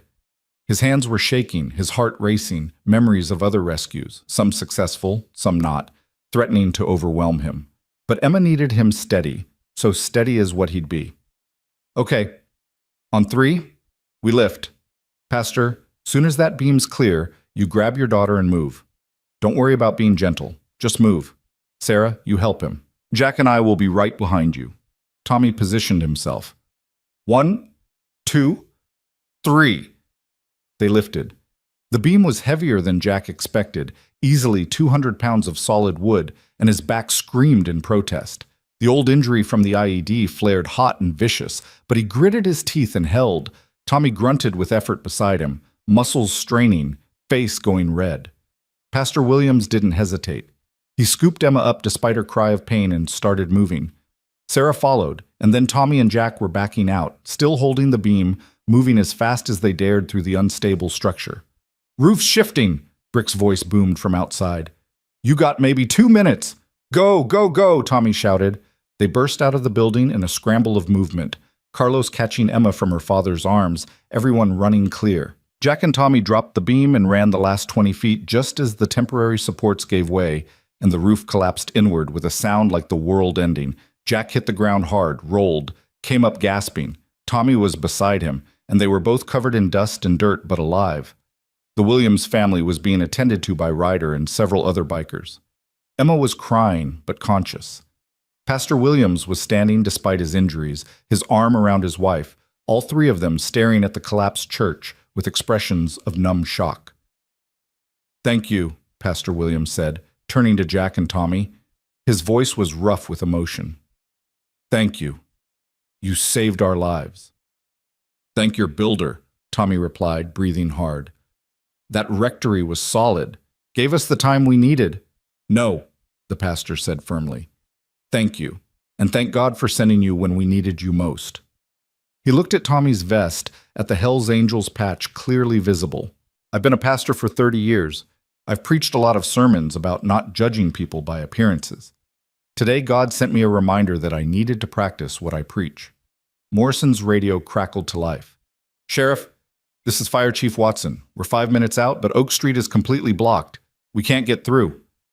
"Copy that," Morrison replied, then looked at where the debris clearance team was working. "Jack, think your boys can clear it faster?" "They're not my boys, they're riders," Jack corrected. "But yeah, I think they can." The next 3 hours were a blur of coordinated chaos. The Hells Angels worked alongside arriving firefighters and EMTs, the initial wariness dissolving in the face of competence and genuine willingness to help. The debris clearance team managed to open Oak Street in under an hour, working with a combination of brute force, strategic demolition, and the kind of teamwork that came from years of riding together. Brick, despite his fever and cough, lifted things that should have required mechanical assistance. Snake, a wiry biker with prison tattoos and the gentlest hands Jack had ever seen, helped EMTs triage the injured. Chains, whose real name was Marcus and who'd been a combat engineer in the Army, assessed structural damage and marked dangerous buildings. And everywhere they worked, the bikers were met with the same response: initial fear or suspicion that transformed into gratitude and then into something that looked like shame. Millbrook's residents were being forced to confront their own prejudices in the most direct way possible, and for many of them, it was clearly uncomfortable. Jack coordinated from a makeshift command post Morrison set up in front of the sheriff's office. Ella stayed close, helping where she could, running messages, bringing water to workers, offering words of encouragement that were surprisingly effective coming from a 10-year-old girl. She'd adopted the bikers as her personal heroes, and they in turn treated her with a protective gentleness that made Jack's throat tight. Around noon, a news crew from Harrisburg arrived, having navigated the blocked roads to get the story. The reporter was a young woman named Jennifer Chase, who'd clearly expected to find devastation and chaos. What she found instead was a story that her cameraman immediately recognized as something special. "Who are these guys?" Jennifer asked Morrison, watching as the bikers worked. "They're not fire department, not local emergency services, but they're everywhere, doing everything." "They're the Hells Angels Motorcycle Club," Morrison said. There was a pause as Jennifer's face cycled through disbelief. "The Hells Angels," she repeated. "The Outlaw Motorcycle Club." "The same," Morrison confirmed. "Got caught in the storm last night. Local veteran named Jack Hale gave them shelter. When the tornado hit and we needed help, they stepped up." Jennifer's eyes went sharp with the instinct of someone who recognized a major story. "Can I interview them?"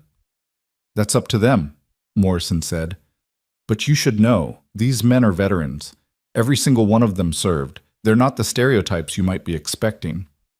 Jennifer approached Ryder, who was taking a water break and looking exhausted. Jack watched the interaction from a distance, saw Ryder's initial reluctance give way to what looked like resignation. If the club was going to be in the news anyway, better to control the narrative. The interview lasted about 10 minutes. Jack couldn't hear what was said, but he could see the reporter's expression change from professional skepticism to genuine engagement. When she finished with Ryder, she interviewed Tommy, then Brick, then several of the townspeople who'd been helped. "Mr. Hale?" Jennifer approached Jack with her cameraman in tow. "I understand you're the one who gave the Hells Angels shelter last night." "I gave shelter to 15 people who needed it," Jack corrected. "What they wear on their backs doesn't change that they're human beings." "But you knew who they were," Jennifer pressed. "You knew the reputation. Weren't you worried?" Jack looked at where Ella was handing bottles of water to a group of firefighters, her small face serious and focused. He thought about the night before, about the decision to open his door, about the 4 words on his dog tag. "You know what worried me?" Jack said. "The idea of 15 people stuck in a tornado because I was too afraid to do the right thing. The idea of living the rest of my life knowing I'd let fear make me turn away from people who needed help. That worried me a hell of a lot more than some patches on a jacket. And now?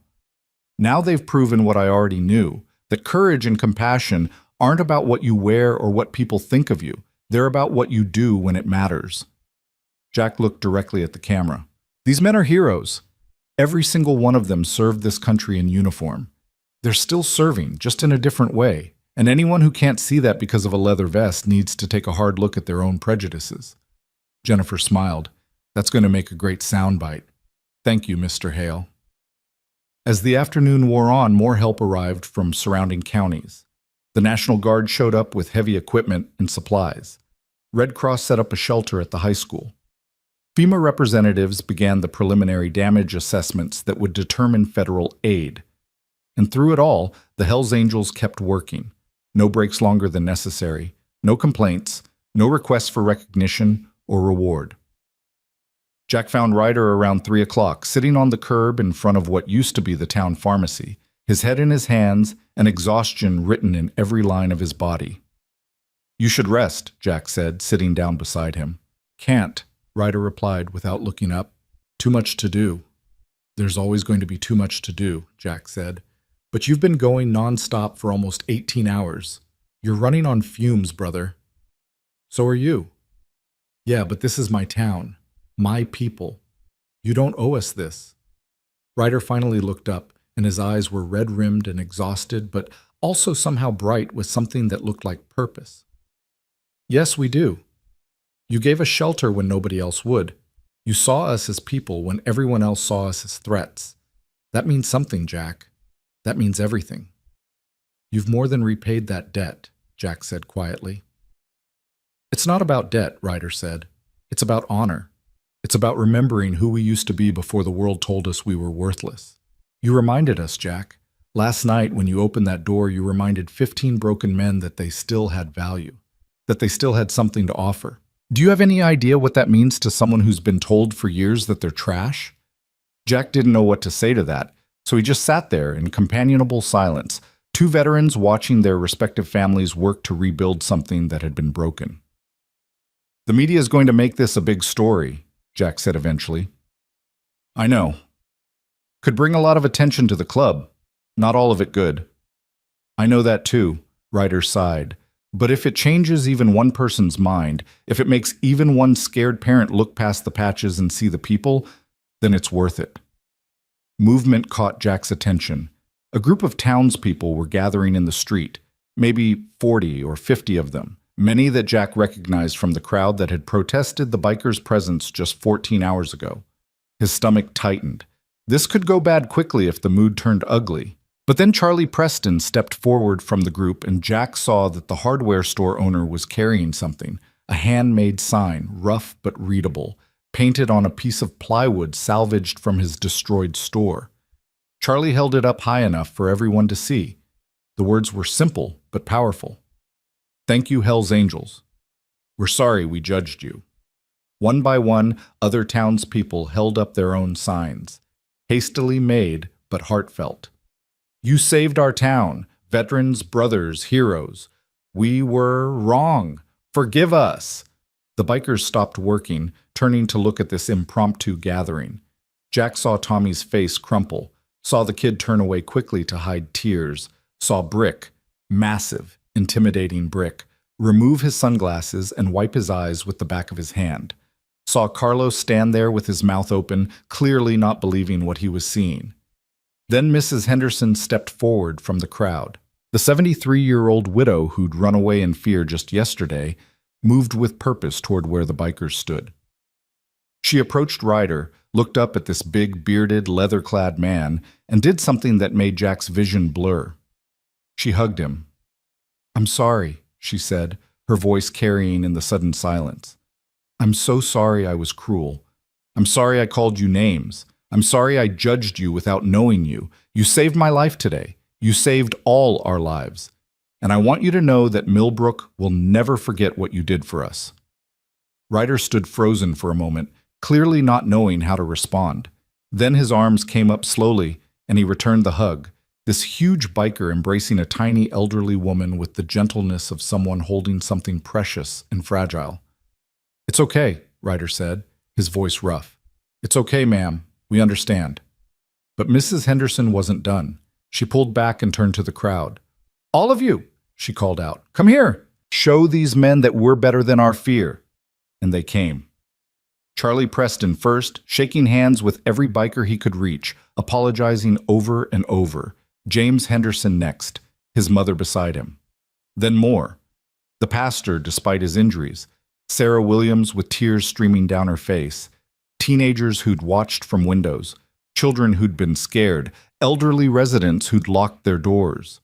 The townspeople of Millbrook came forward one by one and in groups, offering handshakes and hugs and apologies and thanks. They came despite their earlier fear, despite their prejudices, despite everything they'd believed about what the Hells Angels represented. They came because actions had spoken louder than words, because courage had overcome fear, because 15 men had shown them what honor really looked like. Jack stood apart from the crowd, Ella beside him, and watched something remarkable happen. He watched walls come down, watched barriers dissolve, watched human connection bridge a gap that had seemed unbridgeable just hours before. "Dad?" Ella tugged on his hand. "Why is everyone crying?" "Because sometimes," Jack said, his own eyes burning, "when people realize they've been wrong about something important, it hurts. But it's a good hurt. It's the hurt of becoming better than you were." Deputy Sanders approached them, his young face serious. "Mr. Hale, there's something you should see." He led them to the makeshift command post where Sheriff Morrison was standing with a tablet in his hands. On the screen was a news website, and the headline made Jack's breath catch: "Hells Angels Save Pennsylvania Town After Tornado." Below it was Jennifer Chase's report, already posted and apparently going viral. The video showed everything: the bikers working, the rescues, Jack's interview. But the centerpiece was footage of Mrs. Henderson's apology and what had followed, the whole town coming together to thank the men they'd feared. "It's everywhere," Morrison said quietly. CNN picked it up, Fox News, MSNBC. It's trending on every social media platform. The whole country's watching Millbrook right now. "Is that good or bad?"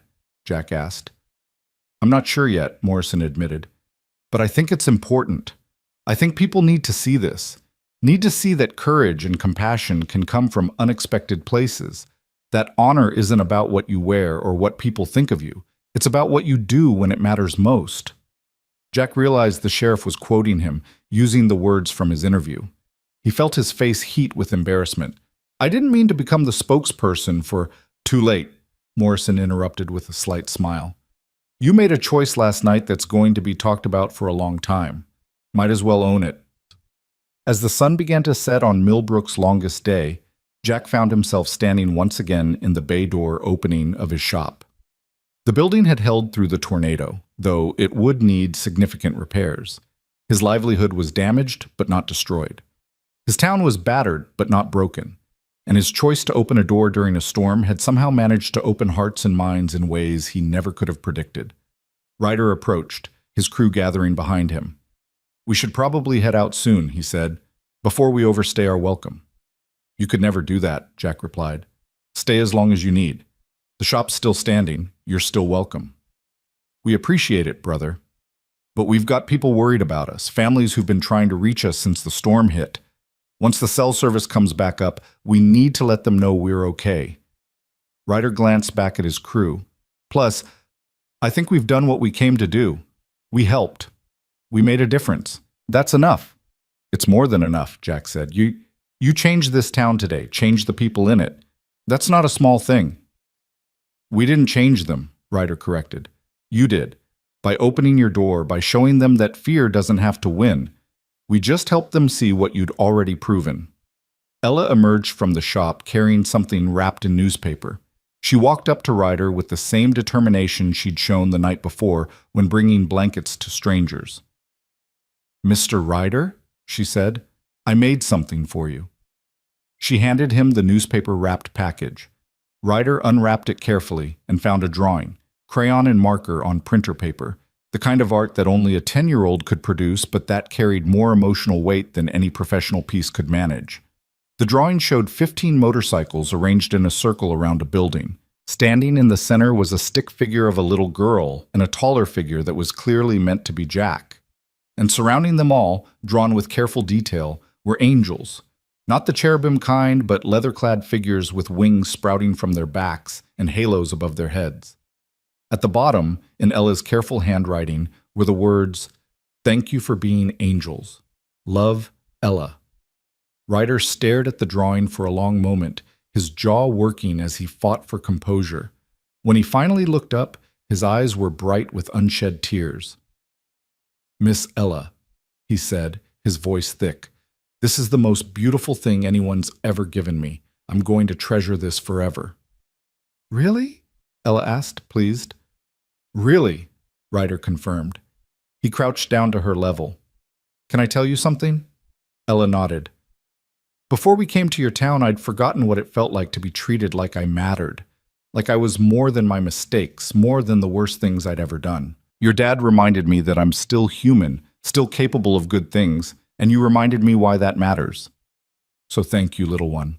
Thank you for seeing angels instead of devils." He handed her something from his pocket, a patch from his vest, one of the many decorative ones that told the story of his years with the club. It showed a motorcycle with wings, and underneath were the words, "Forever Two Wheels." "This is for you," Ryder said, "to remember that people aren't always what they seem, that courage means looking past the surface, and that sometimes the best people come in unexpected packages." Ella took the patch like it was made of gold, her face glowing with joy.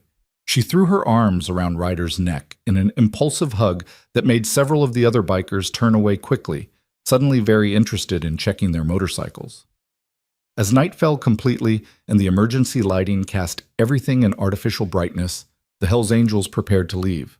Their bikes had survived the storm undamaged, protected by the same concrete walls that had sheltered their riders. They performed final checks, said last goodbyes, and prepared to return to roads that felt a little less lonely than they had the day before. Jack shook hands with each of them, accepting thanks he didn't feel he'd earned and giving thanks that felt inadequate for what these men had done. They'd given his town more than rescue and recovery. They'd given it a lesson in humanity that no sermon or lecture could have matched. Tommy was the last to leave. The young biker, still pale but no longer shaking, gripped Jack's hand hard. "You probably saved my life last night," Tommy said. "If we'd been out in that storm much longer, if we hadn't found shelter, I don't want to think about what would have happened." "You more than repaid that today," Jack assured him. "It's not about repayment," Tommy said, echoing what Ryder had said earlier. "It's about remembering who I am, who we all are. We're not the labels people put on us. We're the choices we make. You reminded us of that." The engines started with their characteristic rumble, 15 Harleys growling to life in the darkness. The sound that had caused panic just 24 hours ago now brought townspeople out of their damaged homes to watch and wave. Children who'd been pulled away from windows last night now stood on the sidewalk, awed by the sight of these unlikely heroes preparing to ride into the night. Ryder was the last to mount his bike. He looked at Jack for a long moment, then snapped a sharp salute. Marine to Marine, brother to brother. Jack returned it, feeling the weight of tradition and honor in the gesture. Then the Hells Angels pulled out, riding in formation through the disaster zone that had been downtown Millbrook, and everywhere they passed, people lined the streets, not to protest or fear, but to cheer, to wave, to show gratitude and respect in something that looked like love. Jack watched until the taillights disappeared into the darkness, until the sound of the engines faded to nothing. Ella leaned against his side, clutching both her stuffed rabbit and the patch Ryder had given her. "Dad?" she said sleepily. "Do you think we'll ever see them again?" "I don't know, baby," Jack admitted. "But I think we'll remember them forever, and I think they'll remember us." "Because we were nice to them when no one else was?" "Because we saw them as people," Jack corrected gently. "That's all anyone really wants, to be seen. Not judged, not feared, not labeled, just seen and accepted for who they really are." Ella yawned. I'm glad you opened the door, Dad. Me too, sweetheart, Jack said, looking at his damaged shop and his damaged town, and feeling, despite everything, a profound sense of rightness. Me too. The silence after the motorcycles left felt heavier than it should have, like the air itself was holding its breath waiting for what came next. Jack stood in the ruins of his bay door, opening for a long time after the last taillight disappeared, one arm around Ella's shoulders, feeling the exhaustion of the last 24 hours settling into his bones like concrete. The town around them hummed with the subdued activity of people too tired to do much but too wired to sleep. Emergency generators powering temporary lights, distant voices calling to each other in the darkness, the occasional vehicle navigating carefully through debris-strewn streets. "Come on, baby," Jack said finally, steering Ella back inside. "Let's see if we can make somewhere comfortable to sleep tonight." The shop's interior looked like a war zone, tracked mud and water everywhere, borrowed clothes scattered where the bikers had changed, empty coffee cups and soup cans littering every surface. But it was still standing, still structurally sound, and right now that felt like a miracle Jack didn't have the energy to fully appreciate. He made up a bed for Ella on the office couch using the blankets the bikers had returned before leaving, carefully folded, a small gesture of respect that had touched Jack more than he wanted to admit. She was asleep before he finished tucking her in, one hand clutching Mr. Whiskers, the other holding Ryder's patch like a talisman against bad dreams. Jack should have slept too. God knew he needed it. But his mind wouldn't stop replaying the last day in vivid detail. The decision to open the door, the tornado, the rescue at the church, the moment when Mrs. Henderson had hugged Ryder and broken something open in the town's collective heart. He kept thinking about the drawing Ella had made, about grown men crying over a child's crayon artwork, about what it meant that 15 people society had written off as dangerous had proven to be exactly the opposite. His phone buzzed suddenly, startling him. Cell service was back, apparently, at least intermittently. The screen showed 73 missed calls, 246 text messages, and notifications from social media platforms Jack barely remembered having accounts on. He scrolled through them with growing disbelief. Messages from high school friends he hadn't spoken to in 20 years. Emails from reporters requesting interviews. A voicemail from someone claiming to be a producer for a morning news show in New York. Text messages from former Marine Corps buddies he'd served with, half of them saying they'd seen the news coverage and weren't surprised Jack had done something like this. The other half asking if he'd lost his mind. And one message, time-stamped from 3 hours ago, that made his heart stop. It was from Sarah, his ex-wife, Ella's mother, the woman who'd walked away 2 years ago and hadn't looked back. "Saw the news. Is Ella okay? Call me." Jack stared at that message for a long time, feeling a complicated tangle of emotions he didn't have names for. Anger that she only reached out when the situation was dramatic enough to make national news. Relief that she'd reached out at all. Bitterness that concern for their daughter took a tornado to activate. Hope that maybe, just maybe, this meant something was changing. He didn't call. Couldn't. Not right now with his emotions too raw and his exhaustion too complete. Instead, he sent back a simple text. "Ella's fine. We're both fine. Storm missed us. Shop damaged but repairable. Don't worry." He turned his phone off before she could respond, before this could turn into the kind of conversation that would keep him up all night and leave him feeling hollowed out. There would be time for that later. Right now, he needed to focus on what was in front of him, the immediate problems of shelter and safety and figuring out how to rebuild. Sleep finally claimed him around 2 in the morning, sitting in his desk chair with his head on his arms. It wasn't comfortable, and his back would hate him for it in the morning, but it was sleep, and that was enough. He woke to the sound of voices outside and pale morning light filtering through the gaps in his destroyed bay doors. For a moment, Jack couldn't remember where he was or why his back hurt so badly. Then it all came rushing back, the storm, the bikers, the rescue, everything. He groaned and sat up, his spine cracking in protest, and checked his watch. 7:30. He'd managed maybe 5 hours of broken sleep. The voices outside were getting louder, and now Jack could hear vehicles, multiple vehicles, heavy ones by the sound of it. He stumbled to the opening and looked out to find Main Street transformed overnight into something that looked like a combination construction site and military staging area. National Guard trucks were parked at regular intervals, soldiers in ACU patterns directing traffic and coordinating with local authorities. A mobile command center had been set up in the parking lot of what used to be the pharmacy. News vans with satellite dishes were clustered at the far end of the street, reporters doing stand-ups with the destruction as their backdrop. And everywhere, absolutely everywhere, people were working. The debris that had blocked the street yesterday was being loaded into dump trucks. Tarps were going up over damaged roofs. Construction crews with heavy equipment were clearing the most dangerous wreckage. FEMA representatives with clipboards were doing damage assessments.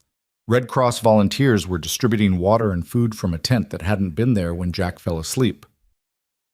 "Mr. Hale," a voice made him turn. A young National Guard specialist stood at attention, looking uncertain. "Sir, Major Reynolds sent me to find you. He'd like to speak with you when you have a moment." "Give me 5 minutes," Jack said, suddenly very aware that he probably looked like hell, unshaven, covered in yesterday's dirt, wearing clothes he'd slept in. "Let me check on my daughter." Ella was still sleeping, curled into a tight ball with her stuffed rabbit. Jack didn't wake her. She'd earned the rest, earned whatever peace she could find after the chaos of yesterday. He quickly washed his face in the bathroom sink, changed into slightly less dirty clothes, and headed out to find whoever Major Reynolds was. The Major turned out to be a woman in her mid-40s with steel gray hair pulled back in a tight bun, and the kind of posture that screamed career military. She was standing outside the mobile command center with Sheriff Morrison, both of them studying a large map spread across the hood of a Humvee. "Mr. Hale," Morrison said when he spotted Jack. "Major Reynolds, this is the man I was telling you about." Reynolds extended her hand with a firm grip. "Staff Sergeant Hale, it's an honor. I've heard a lot about what happened here yesterday. Your actions were exemplary." "Just did what needed doing, ma'am," Jack replied, falling into the respectful formality that came automatically with military brass. "That's exactly the kind of attitude we need more of," Reynolds said. She gestured to the map. "We're coordinating the recovery effort. FEMA's already approved emergency funding. Army Corps of Engineers will be here this afternoon to assess infrastructure damage. But I wanted to talk to you specifically about something else." She pulled out a tablet and brought up a video. The news coverage from yesterday, Jack realized, showing the bikers working alongside townspeople, showing the rescue at the church, showing the emotional scene when Mrs. Henderson had apologized. "This," Reynolds said, "has created what we in crisis management call an opportunity. The story of what happened here has resonated nationally. People want to help. We've had offers pouring in, monetary donations, volunteer labor, supplies. But they're not just coming to help Millbrook. They're coming because of what you did, because of what those bikers did." "I don't understand what that has to do with me," Jack said slowly. "The governor's office has been in touch," Morrison interjected. "They want to make this a model recovery, showcase how a community can come together across differences, how veterans can lead the way in crisis response. They're talking about special recognition for you and the motorcycle club, possibly even a commendation ceremony." Jack felt his stomach tighten. "That's not necessary. We didn't do any of this for recognition." "I know that," Reynolds said. "That's exactly why it matters. But here's the reality, Mr. Hale. Whether you want it or not, you've become a symbol. A veteran who chose compassion over fear, who led by example, who reminded people that service doesn't end when you take off the uniform. That's powerful, and right now this town needs that power to rebuild." "What exactly are you asking me to do?" Jack asked carefully. "Be the liaison between the town and the recovery effort," Reynolds explained. "You know these people, you understand military structure and protocol, and you've proven you can make tough calls under pressure. Work with me to coordinate resources, help identify priorities, make sure the people who need help most get it first. It's temporary, a few weeks at most, and it's voluntary. But you'd be compensated, and it would free you up to focus on this instead of trying to keep your business running while everything else is chaos." Jack looked at Morrison, who nodded. "It's a good offer, Jack. And honestly, we need someone the townspeople trust. After yesterday, that's you." "I need to think about it," Jack said, his mind already spinning through implications. Ella needed stability, needed routine. His shop needed repairs he couldn't afford to delay. But the town needed help, needed coordination, needed someone who understood both the military efficiency of crisis response and the human needs of a community in trauma. Take the day, Reynolds said. But I need an answer by tomorrow morning. The recovery window is narrow. We need to move fast or risk losing momentum and resources. Jack spent the next hour walking through downtown, assessing damage with fresh eyes in the morning light. It was worse than he had realized in yesterday's chaos. At least a third of the buildings had sustained major damage. The infrastructure was devastated. Power lines down, water mains broken, gas leaks that had crews working overtime to contain. The economic impact would be staggering for a town Millbrook's size. But he also saw something else, signs of the transformation that had begun yesterday.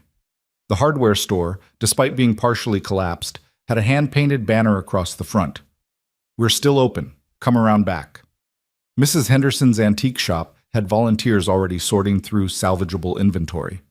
The Presbyterian Church, despite the destroyed sanctuary, had set up a community meal service under a tent in the parking lot. And everywhere, people who would have walked past each other without speaking just 2 days ago were working together. The country club set alongside working-class families, old-timers who'd lived in Millbrook for generations alongside newcomers who'd moved in within the last year.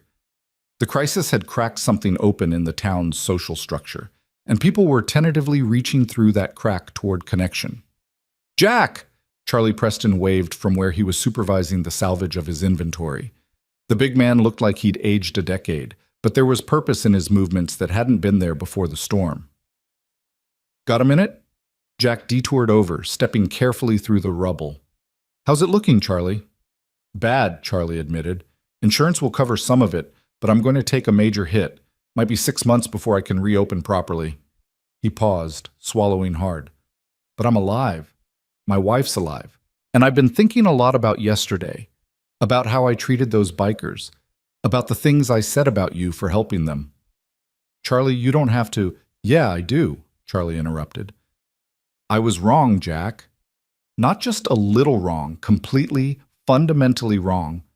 I saw the leather and the patches and the reputation, and I decided I knew everything I needed to know. And then they saved Emma Williams's life. They saved Pastor Williams. They worked harder than anyone to help this town, and I'd called them criminals to their faces." "They understood," Jack said. "They're used to that reaction." "That's the problem, though, isn't it?" Charlie's voice carried an edge of self-directed anger. "They're used to being judged and rejected and treated like threats. And that's wrong. That's on us, on people like me who decided it was easier to fear than to understand." He looked at Jack directly. "I want to do better. I want to be better. But I don't know how." "You start by remembering yesterday," Jack said simply. "Remember how you felt when you realized you'd been wrong. Remember that feeling the next time you're tempted to judge someone based on appearances, and then you make a different choice." Charlie nodded slowly. "You make it sound simple." "It is simple," Jack replied. "Not easy, but simple. Every interaction is a choice, fear or compassion, judgment or understanding. You just have to decide which kind of person you want to be." Movement at the end of the street caught their attention. A convoy of vehicles was arriving, not military or emergency services, but civilian trucks and vans, at least a dozen of them. They pulled into the cleared parking area, and people began emerging with an organized purposefulness that suggested this wasn't a random group of volunteers. Jack felt his breath catch as he recognized the figure leading them. Ryder Jones, looking tired but determined, wearing his leather cut over a clean t-shirt. Behind him came the rest of the Hells Angels from yesterday, and behind them came more, at least 30 additional bikers, maybe more, some wearing matching cuts and others in civilian clothes, but all moving with the same sense of mission. "We came back," Ryder called out when he spotted Jack. His voice carried across the street, making heads turn. "Couldn't stay away. Figured you might need some help with the heavy lifting." Jack walked toward him in a daze, aware of the townspeople gathering, aware of cameras suddenly pointing in their direction, aware that this moment was going to be significant in ways he couldn't fully predict. "You didn't have to come back," Jack said when he reached Ryder. "Yeah, we did," Ryder replied. "Called in favors from other chapters. Hells Angels from Pittsburgh, Cleveland, Philadelphia. Called some other clubs too. Brothers who understand what it means to be judged by patches instead of actions. Word got out about what happened here, about how this town overcame their fear and showed us respect. That matters, Jack. That matters to a lot of people who've been told they don't matter. Tommy stepped forward from the group, looking healthier than he had yesterday, his young face split by a wide grin. Plus, we brought supplies, building materials, tools, generators, food, water, everything we could gather in 12 hours. Clubs all over the Northeast contributed. We've got enough to make a real difference. Brick emerged from one of the trucks carrying a massive toolbox like it weighed nothing. Where do you need us, Jack? Jack looked at these men who'd come back, who'd brought reinforcements, who'd somehow managed to organize a major relief effort overnight. He looked at the townspeople watching with expressions ranging from amazement to gratitude to lingering uncertainty. He looked at Major Reynolds, who'd appeared from the command center with an expression that suggested she was rapidly recalculating her assessment of the situation. Everywhere, Jack said finally. We need help everywhere. What followed was organized chaos that somehow managed to be more organized than chaotic. Reynolds, after a brief consultation with her staff in Morrison, officially incorporated the motorcycle clubs into the recovery effort. The bikers were divided into work crews based on skills: construction, electrical, plumbing, general labor.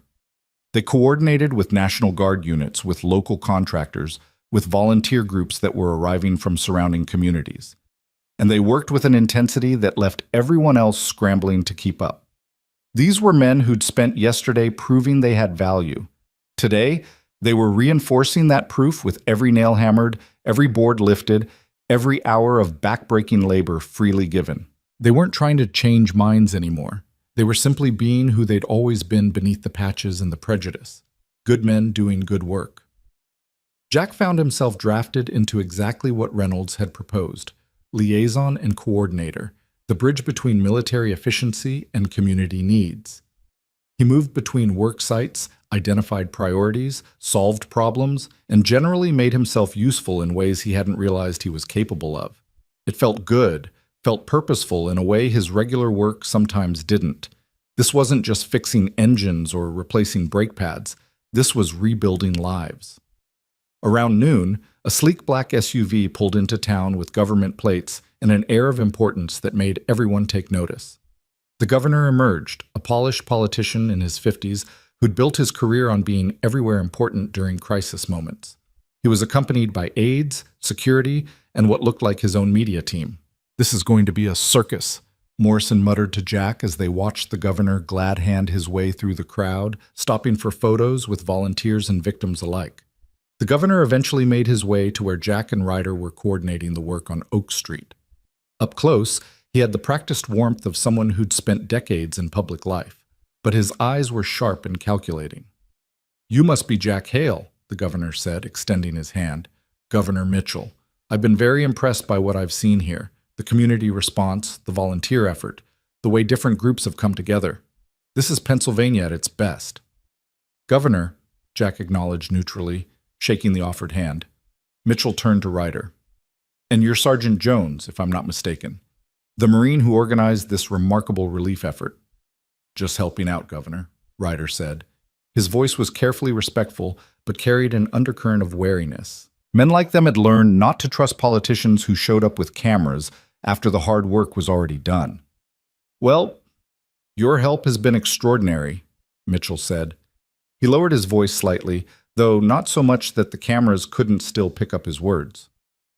"I want to do something to recognize what you've done here, both of you, and the men who've worked so tirelessly. I'm thinking a formal commendation ceremony, possibly at the state capitol. Show the nation that Pennsylvania values service and community, regardless of background." "That's not necessary," Jack said immediately. "We didn't do this for recognition," Ryder added. "I know that," Mitchell replied smoothly. "But sometimes recognition serves a larger purpose. It sends a message about inclusivity, about second chances, about how we treat veterans. That message matters, gentlemen. And right now, in this political climate, positive messages about unity are in short supply." Jack exchanged a glance with Ryder, seeing his own skepticism reflected back. This wasn't about them or the town. It was about optics, about a politician seizing an opportunity to look good during an election year. "We'll think about it," Jack said, "because refusing outright would create more problems than it solved." "That's all I ask," Mitchell said. He turned to his aide. "Make sure we get photos with both of them, and some of the volunteers. I want to emphasize the bipartisan, cross-community aspect of this response. As the governor moved away to continue his tour, Ryder let out a long breath. "Politician," he said with distaste. "Same in every state, every era. Only care about people when there's a camera pointed at them." "Maybe," Jack said. "Or maybe sometimes their motives don't matter if the outcome is still positive. If a commendation ceremony gets more resources for Millbrook, if it changes even one person's mind about motorcycle clubs, then does it matter if the governor's motivations are selfish?" "Spoken like someone who still has ideals," Ryder said, but there was affection in his voice. "Don't ever lose that, Jack. World needs people who can still see the good." The afternoon brought more developments that felt increasingly surreal. A major construction company announced they were donating materials and labor for the rebuilding effort. Their CEO had seen the news coverage and been moved by the story of community overcoming prejudice. A veterans organization pledged funding for repairs to any veteran-owned business damaged in the storm. 3 different churches from surrounding counties arrived with food, supplies, and volunteers. And the donations kept pouring in online. A GoFundMe. Someone had started for Millbrook's recovery had raised over $200,000 in less than 24 hours. The money was real, the help was tangible, and all of it traced back to a single decision to open a door during a storm. Jack was coordinating a work crew at the church when Ella found him, accompanied by Deputy Sanders. His daughter looked small and worried, clutching Mr. Whiskers to her chest. "Dad, there's a lady here," Ella said quietly. "She says she's my mom." Jack's world tilted sideways. He looked past Ella to where a rental car was parked on the street, and there she was, Sarah, his ex-wife, Ella's mother. She looked the same and different simultaneously. Same blonde hair and blue eyes, but thinner, more polished, wearing clothes that spoke of the successful California life she'd built away from them. "I'll handle the crew," Ryder said quietly, reading the situation instantly. "Take your time." Jack walked towards Sarah with Ella's small hand in his, feeling like he was moving through water, like reality had become something thick and resistant. They met in the middle of the street. This woman he'd loved and married and divorced. This woman who'd given him the greatest gift of his life and then walked away from both of them. "Jack," Sarah said. Her voice was exactly as he remembered, soft, slightly hesitant, carrying California vowels that hadn't been there when they'd met. "I had to come. I saw the news and I couldn't just sit there and—" "We're fine," Jack interrupted. "I told you in my text, we're both fine." "I can see that," Sarah said. She crouched down to Ella's level, her face softening with an emotion that looked genuine. "Hi, baby. I've missed you so much." Ella didn't move forward, didn't run into her mother's arms the way she might have 2 years ago. Instead, she stayed pressed against Jack's leg, her expression guarded in a way that broke his heart because children shouldn't have to guard themselves against their own parents. "Hi, Mom," Ella said quietly. Sarah's face crumpled slightly at that lukewarm reception, but she held herself together. "Can we talk?" she asked Jack. "Please, just for a few minutes?" Jack wanted to say no, wanted to send her away before she could disrupt the fragile stability he'd built for Ella, before she could promise things she wouldn't deliver and break their daughter's heart again. But Ella was watching him, and he knew this moment would teach her something about how adults handle difficult situations. "Ella, go find Mr. Ryder," Jack said gently. "Stay where I can see you, okay?" Ella nodded and ran off toward where Ryder was directing the work crew. Jack watched until he was sure she was safely occupied, then turned back to Sarah. "What are you doing here, Yeek?" he asked, keeping his voice neutral. "I told you. I saw the news. A tornado, Jack. Our daughter was in a tornado and I was 2,000 miles away drinking wine at a networking event when it happened." Sarah's voice cracked. "I got on the first flight I could book." "That's not an answer to my question," Jack pressed. "You haven't called in 6 months. You missed Ella's birthday, missed her school play, missed everything. You don't get to swoop in now because a news story made you feel guilty." "You think I don't know that?" Sarah shot back, tears starting to flow. "You think I don't know what a terrible mother I've been? I know, Jack, I know, and I hate myself for it, but I can't change the past. I can only try to do better now." "Why?" Jack demanded. "Why now? Why this crisis? Why not any of the 100 other moments when Ella needed her mother? Sarah wiped her eyes, smearing mascara. Because seeing you on the news, seeing what you did, how you opened your shop to those bikers when everyone else was afraid, reminded me of why I fell in love with you. You've always been brave, always been willing to do the hard right thing instead of the easy wrong thing. And I realized that I've spent 2 years doing the opposite, taking the easy path, avoiding the hard conversations, pretending I could build a new life by just forgetting the old one. And you think one visit fixes that? Jack asked. You think showing up during a disaster makes up for 2 years of absence? No, Sarah said simply. I don't think that, but I want to try. I want to be part of Ella's life again, if she'll let me. If you'll let me. I know I have to earn that. I know I have to prove I've changed, but I can't do that if I stay in California pretending this part of my life doesn't exist. Jack looked at her, really looked at her, and saw something he hadn't expected. Genuine remorse, real pain, the kind of self-awareness that only came from honest introspection. It didn't excuse what she'd done, didn't erase the hurt she'd caused, but it suggested that maybe, just maybe, people could change. I need to think about this, Jack said finally. And more importantly, Ella needs to think about it. She's the one you hurt most. She's the one who gets to decide if she wants you back in her life. I understand, Sarah said. She looked past Jack to where Ella was helping hand tools to the work crew, her small face serious and focused. She's grown so much. I've missed so much. Yeah, Jack agreed. You have. Sarah started to say something else, but movement behind Jack made them both turn. Ryder was approaching, his expression carefully neutral but his body language protective. Sorry to interrupt, Ryder said, but we've got a situation that needs Jack's input. Foundation issue at one of the buildings on Pine Street. It was almost certainly not urgent enough to interrupt a personal conversation, which meant Ryder was giving Jack an out, a way to end this interaction before it became more complicated. Jack felt a surge of gratitude for this man who barely knew him but who'd stepped up to protect him anyway. I need to go, Jack told Sarah. There's a lot of work to do here. Can I stay? Sarah asked. Help with the recovery effort? I took a week off work. I don't have anywhere else to be. Jack wanted to say no, wanted to protect Ella from the possibility of further disappointment, but he thought about what he'd told Charlie Preston earlier, about making choices between fear and compassion, about deciding what kind of person you wanted to be. Fine, he said. You can stay. But you're here as a volunteer, not as Ella's mother. You haven't earned that title back yet.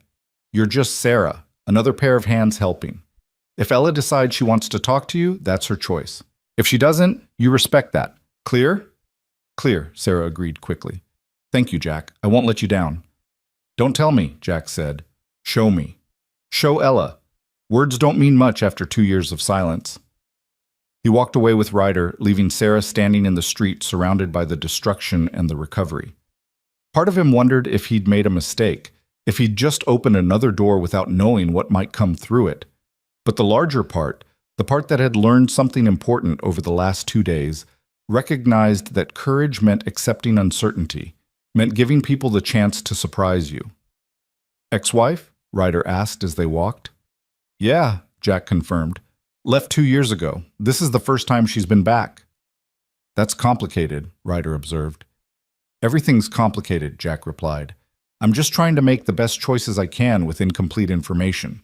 Brother, Ryder said with a slight smile, that's the definition of life. None of us ever have all the information. We just do the best we can and hope it works out. The foundation issue on Pine Street turned out to be real. A house that looked intact on the outside, but had significant structural damage that made it unsafe for habitation. Jack helped coordinate the evacuation of the family living there, arranged for emergency shelter, and added the building to the growing list of structures that needed immediate professional attention. By the time he finished, it was late afternoon and his body was reminding him that he'd had about 5 hours of sleep in the last 48 hours. He was contemplating whether he could sneak away for a quick nap, when Morrison found him with news that made sleep seem even less likely. Jack, we've got media requests piling up, the sheriff said. Major networks want interviews. You, Ryder, some of the townspeople. The governor's office is pushing for that commendation ceremony. And there's a documentary crew asking permission to film the recovery effort with you and the bikers as the central story. No, Jack said immediately. Absolutely not. I'm not interested in being anyone's story. I figured you'd say that, Morrison replied. But here's the thing. This attention is bringing in resources we desperately need. That construction company that donated materials, they saw the evening news, the veterans organization that pledged funding. They saw the morning shows. Like it or not, your story is helping Millbrook recover faster than we could have managed on our own. So what are you saying? Jack asked. That I have an obligation to be a public figure now? I'm saying you have a choice to make, Morrison said carefully.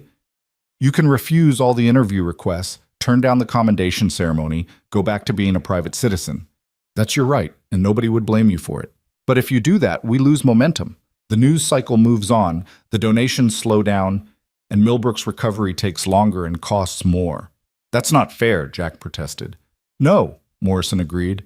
It's not, but it's reality. You made a choice that turned into something bigger than anyone expected. Now you're stuck dealing with the consequences, good and bad. Jack looked around at the town he'd lived in for most of his life, at the destruction that would take months to fully repair, at the people who were depending on resources that seemed to flow most readily when cameras were pointed in their direction. He thought about Ella, about the kind of example he was setting, about what it meant to see something through once you'd started it. One interview, he said finally. One commendation ceremony if it's quick and doesn't turn into a political circus. But I'm not becoming the poster boy for anything. And Ryder and his crew get equal billing. This story doesn't work if it's just about me. Fair enough, Morrison said.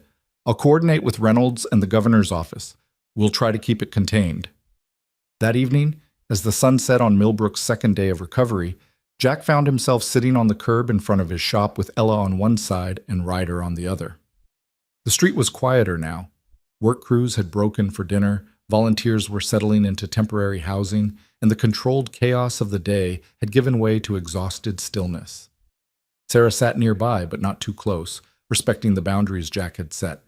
She'd spent the day working with a food distribution team, handing out meals and supplies to affected families. To her credit, she hadn't pushed for more interaction with Ella, hadn't tried to force a reunion that their daughter clearly wasn't ready for. She'd just been present, working, showing through actions instead of words. Dad? Ella said quietly. Why did Mom really come back? It was the question Jack had been dreading, the one he didn't have a good answer for because he wasn't entirely sure himself. But Ella deserved honesty, even when honesty was complicated. I think, Jack said carefully, she came back because she realized she'd made a mistake.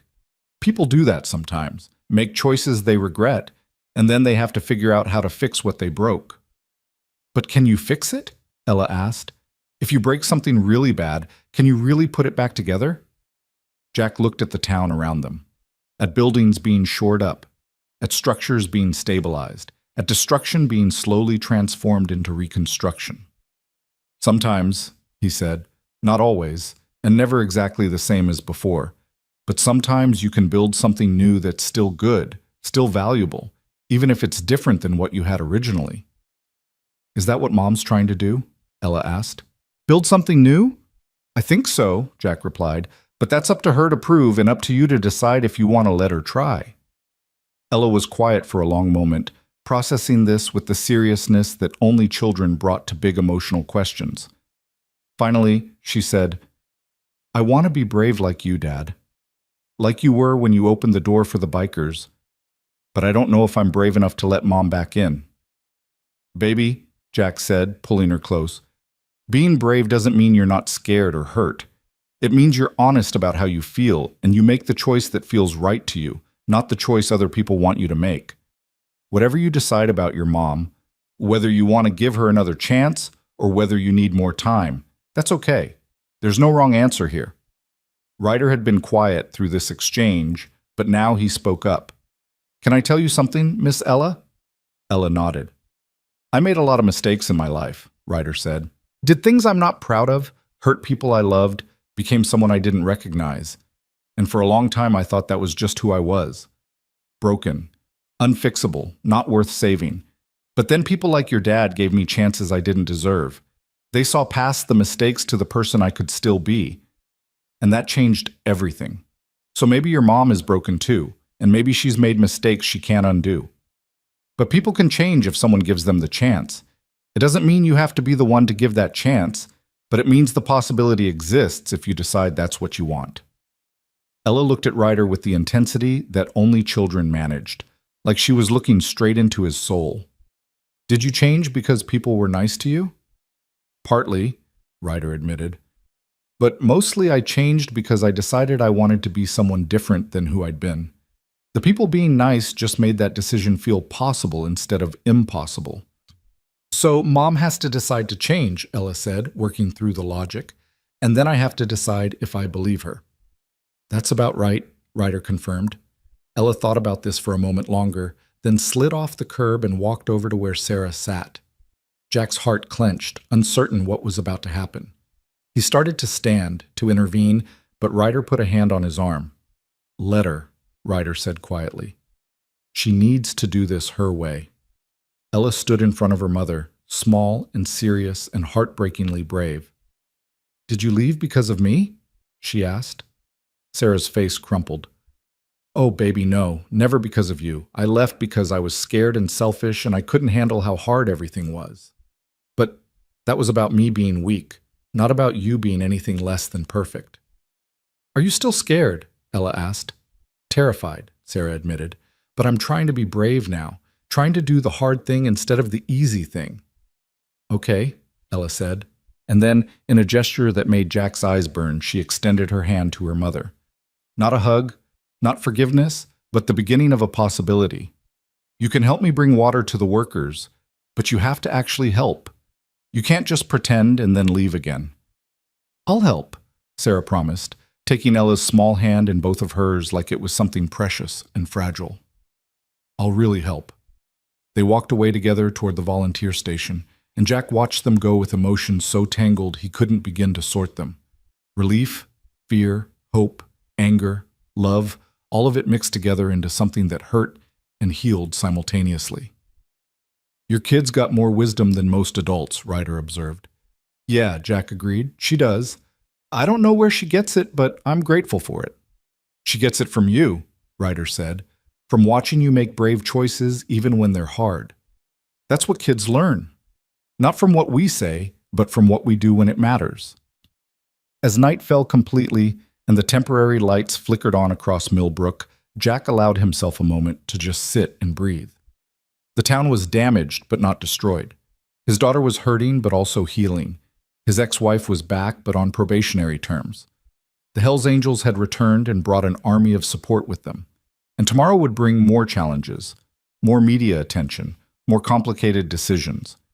But tonight, right now, in this moment, Jack Hale felt something he'd been missing for a long time.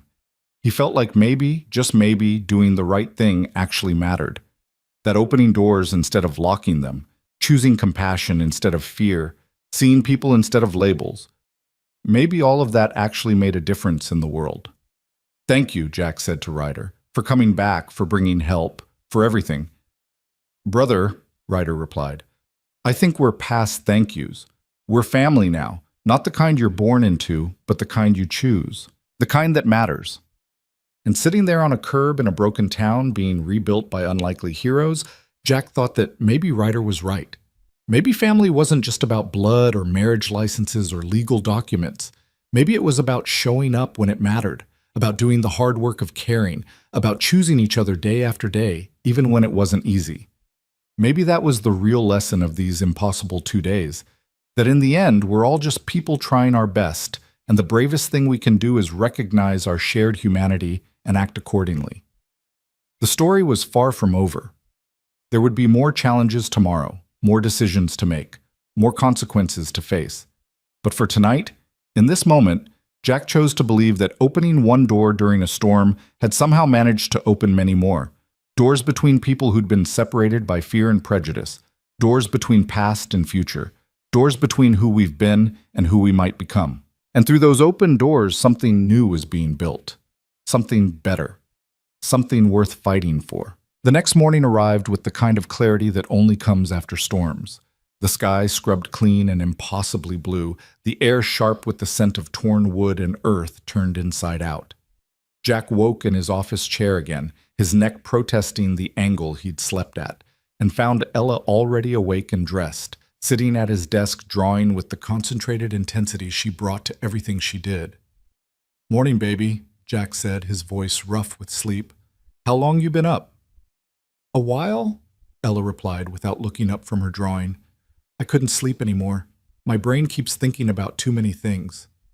Jack moved to stand behind her, looking over her shoulder at what she was creating.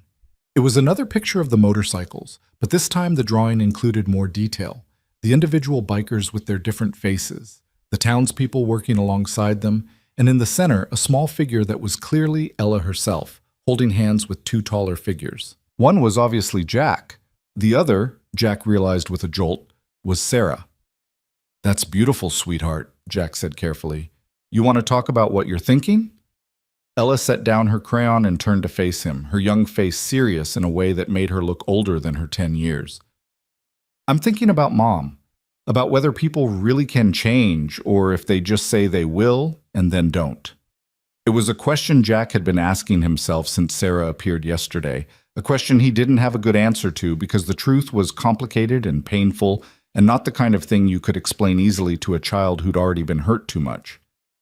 "I think," Jack said slowly, sitting down so he was at her eye level, "that people can change, but only if they really want to. And the only way to know if someone really wants to change is to watch what they do, not what they say. Words are easy, actions are hard." "So I should watch what Mom does?" Ella asked. Yeah," Jack confirmed. "Watch what she does. See if her actions match her words. And then you decide, not me, not anyone else. You get to decide if you want to let her back into your life and how much you want to let her in." "What if I decide wrong?" Ella's voice was small, frightened. "What if I give her another chance and she leaves again?" Jack pulled his daughter into his arms, holding her close and wishing he could protect her from every hurt the world might throw at her. But he couldn't, and trying to would only make her less prepared for the inevitable pain that came with being human. "Then you'll hurt," Jack said honestly, "and it'll be bad, and you'll cry, and it'll feel like the end of the world. But you'll also know that you were brave enough to try, brave enough to give someone a second chance, even when it scared you. And that matters, Ella. That says something important about who you are." "What does it say?" Ella asked, her face pressed against his chest. "That you're the kind of person who leads with love instead of fear," Jack replied. "That you're stronger than the things that have hurt you. That you're exactly the person I raised you to be." Ella was quiet for a moment, then pulled back to look at him. "Okay, I'll watch what she does. But Dad, if she leaves again, you have to promise you won't be sad." "Baby, I can't promise that," Jack said gently. "If your mom leaves again, I'll be sad because you'll be sad. But I promise I'll be here no matter what. I'm not going anywhere. You're stuck with me." "Good," Ella said, and the relief in her voice made Jack's heart ache. "Because you're the best dad in the whole world, and I don't want a different one." "Well, you're the best daughter in the whole world, so I guess we're stuck with each other," Jack replied, tickling her until she giggled. It felt good to hear her laugh, felt like maybe despite everything, they were going to be okay. The sound of vehicles outside interrupted the moment. Jack looked out to see the street already filling with workers, the bikers returning for another day of labor, National Guard troops organizing equipment, volunteers arriving in cars and vans with supplies and willing hands. The recovery effort was ramping up again, and with it came the weight of expectations Jack still wasn't sure he wanted to carry. "Come on," Jack said to Ella. "Let's get some breakfast and see what today brings." They emerged from the shop to find organized chaos that was somehow more organized than yesterday. Someone had set up a proper command center with tables, maps, and communication equipment. Coffee and donuts were available at a volunteer station that hadn't existed 12 hours ago. And everywhere Jack looked, people were working with purpose and coordination that suggested the recovery effort had found its rhythm. Ryder was at the command center with Major Reynolds, both of them studying a large map covered in colored markers. He looked up when Jack approached, and despite the obvious exhaustion on his face, he was smiling. "Morning, brother," Ryder called. "Sleep okay?" "Define okay," Jack replied. "What's all this?" Reynolds answered before Ryder could. "Coordinated recovery plan. We've assessed all the major damage, prioritized repairs based on safety and utility, and assigned work crews to each site. The bikers are handling most of the heavy construction since they've got the skills and the manpower. National Guard is focused on infrastructure, power, water, gas. Volunteers are doing the lighter work, cleanup, sorting, food distribution. It's actually impressive, Ryder added. Turns out when you get military efficiency and biker brotherhood working together, you can accomplish things pretty fast.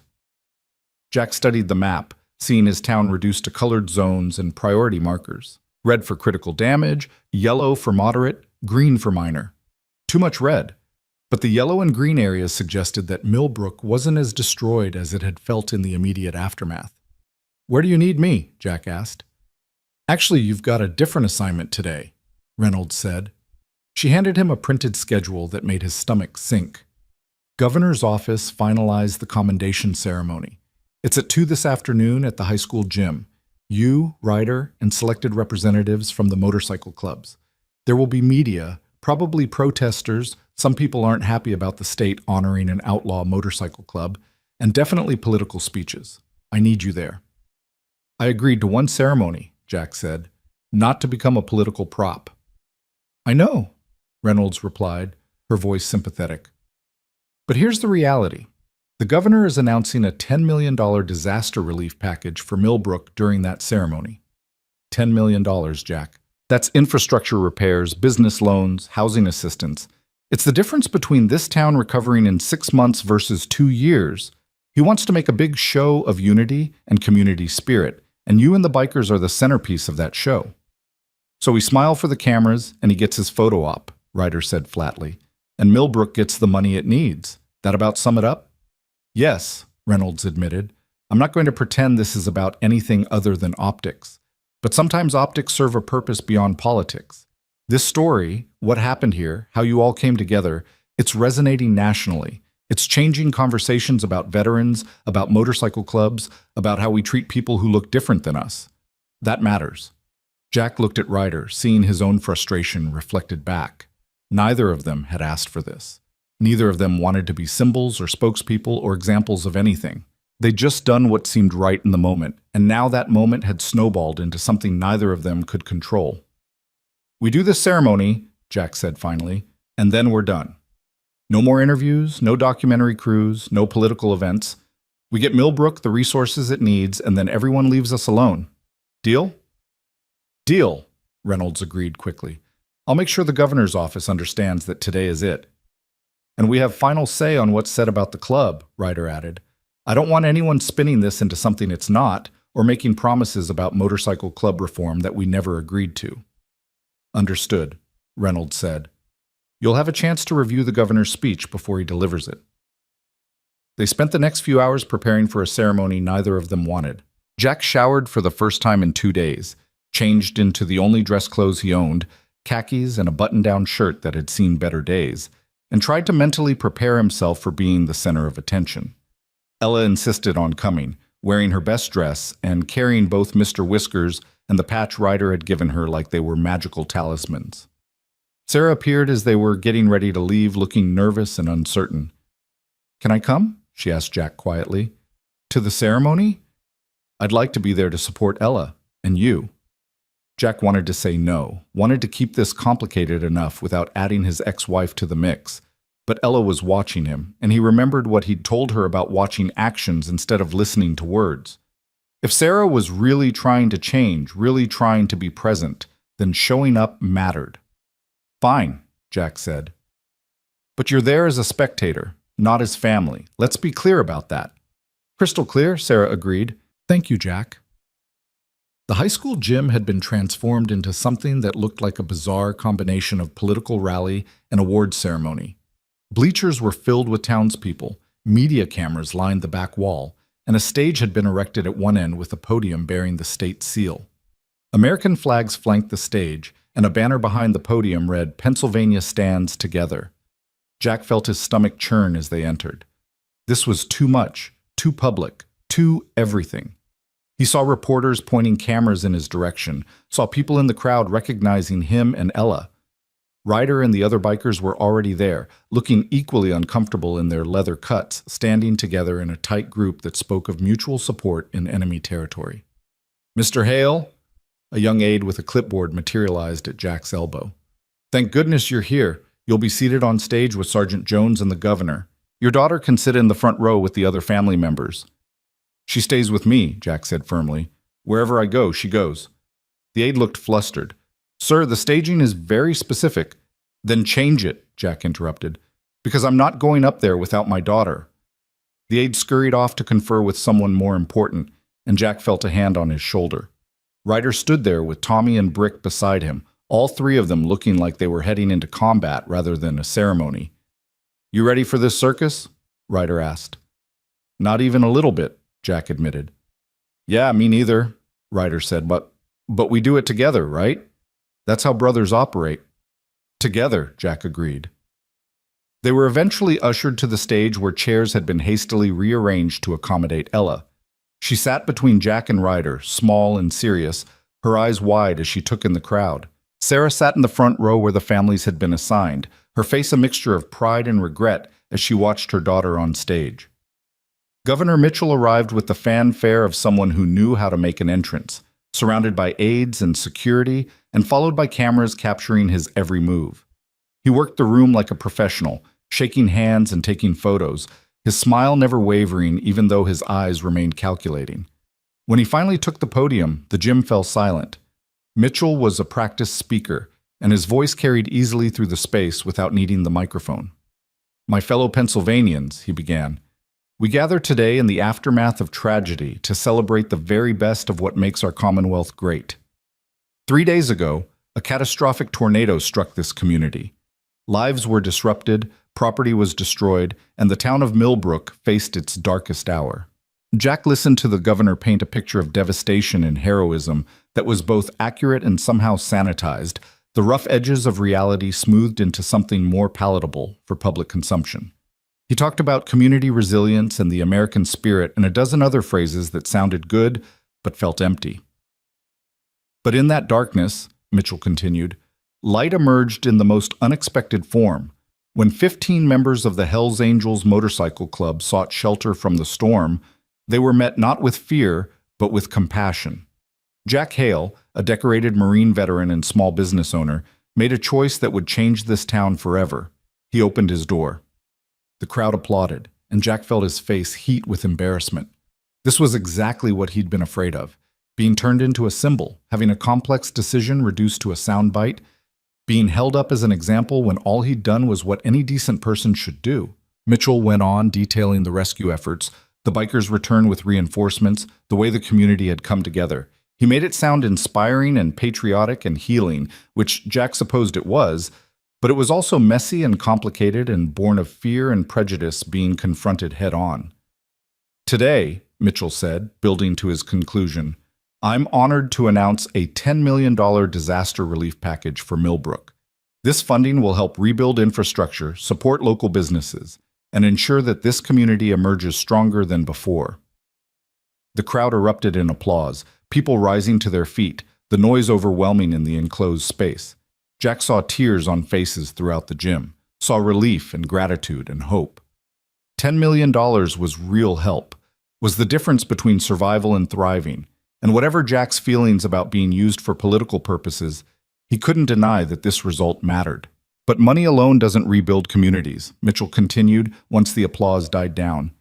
"It takes courage, the courage to see past our differences and prejudices, to recognize our shared humanity, to choose compassion over fear." That courage was demonstrated by Jack Hale and by Sergeant Ryder Jones and by every person who participated in this remarkable recovery effort. Mitchell gestured for Jack and Ryder to join him at the podium. Jack stood reluctantly, keeping one hand on Ella's shoulder to keep her close. Ryder moved with the same obvious reluctance, both of them walking towards something they'd never asked for. The governor presented them each with a commendation, official-looking certificates in frames bearing the state seal and flowery language about service and leadership and community spirit. Jack accepted his with a tight smile, feeling like a fraud because nothing about what he'd done felt commendation-worthy. He'd just been trying to help people. "Jack," Mitchell said, turning to address him directly while the cameras rolled. "Would you like to say a few words?" It wasn't really a question, not with 500 people watching and cameras broadcasting who knew where. Jack looked at Ryder, who gave him a slight nod that might have been encouragement or resignation. Then he looked down at Ella, who smiled up at him with complete confidence that her dad would know exactly what to say. Jack stepped to the microphone, his heart hammering, and looked out at the crowd.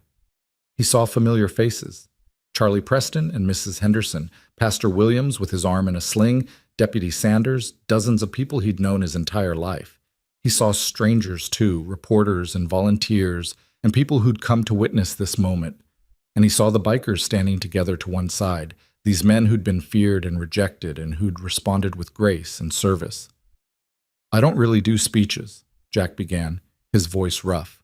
"I'm a mechanic, not a politician, but I guess I should say something since you're all here." A ripple of laughter went through the crowd, some of the tension easing. "3 nights ago, I made a decision to let 15 strangers into my shop during a storm," Jack continued. "People tell me it was brave or noble or compassionate, but honestly, it just felt like the only choice I could live with. I looked at those men standing in the rain, and I saw people who needed help. Everything else, the patches, the reputation, the fear, that was just noise. And I decided a long time ago that I wouldn't let noise determine who I was or how I treated people." He paused, gathering his thoughts, aware that whatever he said next would probably be repeated and analyzed and remembered. "We live in a world that tells us to be afraid all the time, afraid of people who look different, who dress different, who live different than we do. We're told that safety comes from walls and locks and keeping strangers at arm's length. And sometimes, yeah, caution is smart. But somewhere along the way, we forgot that the greatest danger isn't the stranger at your door. It's the fear that keeps you from ever opening it." Jack saw heads nodding throughout the crowd, saw people leaning forward to hear better. "These men," he gestured to the bikers, "saved this town. Not because they owed us anything, we treated them like criminals before we knew their names. They saved us because that's who they are beneath the leather and the patches. They're veterans. They're fathers and sons and brothers. They're people who understand that service doesn't end when you take off a uniform. That honor means showing up even when you're not wanted. That brotherhood means you help because it's right, not because it's easy." Ryder was staring at the floor, but Jack could see his jaw working with emotion. Several of the other bikers were openly crying, these hard men reduced to tears by being seen and acknowledged. "Millbrook learned something important these last few days," Jack said. "We learned that we're capable of being better than our fear. We learned that courage isn't about not being scared. It's about doing the right thing even when you are scared. And we learned that the people we're taught to fear might just be the ones who save us when we need it most." He looked directly at the governor, making sure Mitchell understood this next part wasn't about him. "We don't need politicians to tell us to be better," Jack said. "We don't need ceremonies or commendations or photo opportunities. We just need to remember what we learned here, that every person deserves to be seen, that labels hide more than they reveal, and that opening a door is sometimes the bravest thing you can do." The gym erupted in applause that felt different than the polite clapping for the governor's speech. This felt real, felt earned, felt like people recognizing truth when they heard it. Jack stepped back from the microphone, done with public speaking possibly forever, and found Ella wrapping herself around his legs in a fierce hug. "That was perfect, Dad," she whispered. Ryder approached the microphone next, and the crowd quieted. He stood there for a moment, this big weathered biker with his gray beard and leather cut, looking out at 500 people with an expression Jack couldn't quite read. "I'm not good at this either," Ryder said finally. "But Jack said something I want to make sure everyone understands. We didn't help this town to prove anything or change anyone's mind about motorcycle clubs. We help because that's what you do when people need it. That's what Marines do, what soldiers do, what decent humans do, regardless of what they wear or what label society puts on them." He paused, his hands gripping the podium edges. "For 24 years I wore a uniform and served this country," Ryder continued. "I was respected, honored, thanked for my service. Then I took off that uniform and put on this cut, and suddenly I was dangerous. A criminal. Someone to be feared and avoided, but I'm the same man. Same values, same commitment to service, Same desire to make a difference. The only thing that changed was the clothing. The gym was absolutely silent now, everyone hanging on his words. "We're called an outlaw motorcycle club," Ryder said. That word outlaw carries weight, implies things. But here's what it really means. We're outside the mainstream. We don't fit the mold of acceptable society. We're the veterans who came home broken and couldn't figure out how to be normal. We're the guys who tried to fit in and failed, who found brotherhood on the road because we couldn't find it anywhere else. We're outlaws because society made us outlaws by deciding we didn't fit. Dus Mossasumt. Brick stepped forward to stand beside Ryder, then Tommy, then Carlos, then all the other bikers until they stood in a line across the stage, a wall of leather and brotherhood and shared purpose. "We don't need your approval," Ryder said, and there was steel in his voice now. "We don't need certificates or commendations or acceptance. We know who we are. We know our worth. But what we need, what every veteran needs, what every person who doesn't fit the mold needs, is the chance to be seen as human, to have our actions judged instead of our appearance, to be given the same respect and dignity you'd give anyone else." He looked directly at the cameras filming this. "So here's what I want people to take from this. The next time you see a biker or a veteran struggling with PTSD or anyone who looks different or lives different than you, don't decide who they are based on fear or stereotypes or what you've been told. Ask their name. Listen to their story. Give them the same chance you'd want for yourself. That's not political. That's not controversial. That's just basic human decency." The applause started slowly but built to a roar that shook the gym. People were on their feet, cheering, some crying, others just clapping until their hands hurt. Mrs. Henderson was sobbing in her son's arms. Charlie Preston had his arm around his wife, both of them smiling through tears. Even some of the reporters looked moved, their professional detachment cracking. Governor Mitchell looked like he'd been hit with something unexpected. Whatever speech he'd planned to give after the presentations, whatever political message he'd wanted to convey, it had been rendered irrelevant by two veterans telling simple truth. He recovered quickly, politician that he was, and moved back to the microphone. "Thank you both for those powerful words," Mitchell said.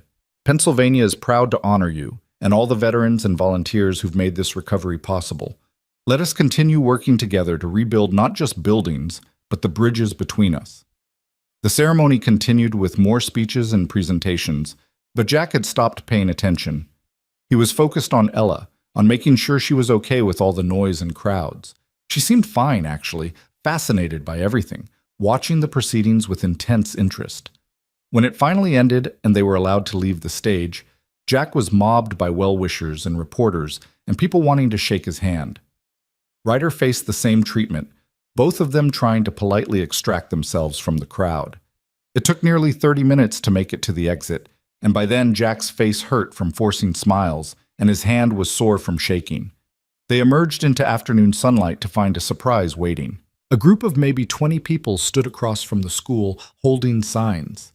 For a moment, Jack's heart sank, thinking these were the protesters Reynolds had mentioned.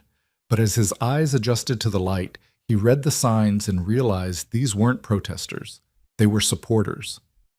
"Thank you for your service, all of it.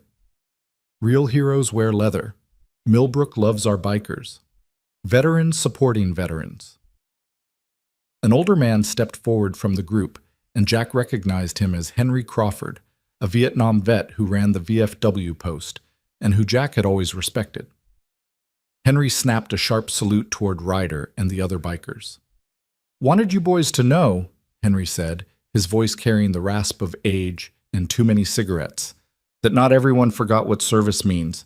You're welcome at the VFW anytime, any of you. Doesn't matter what you wear. If you served, you're one of ours." Ryder returned the salute, his face working with emotion. "That means more than you know, sir." "Enough with the sir," Henry said with a slight smile. "I work for a living. Name's Henry, and these are my brothers from the post. We wanted to make sure you knew you had support beyond the photo ops and politicians." More veterans emerged from the group, men and women of various ages and conflicts, all wearing VFW or American Legion caps, all approaching to shake hands and exchange the kind of recognition that only came between people who'd served. It was a moment of connection that felt more real than anything that had happened inside the gym. Sarah appeared beside Jack, Ella's hand in hers. Seeing them together, mother and daughter, sent complicated emotions through Jack's chest. Sarah had been present for the last 2 days, had worked without complaint, had shown up consistently. But 2 days didn't erase 2 years, and Jack found himself watching her interactions with Ella with the same wariness he might watch a suspicious engine part.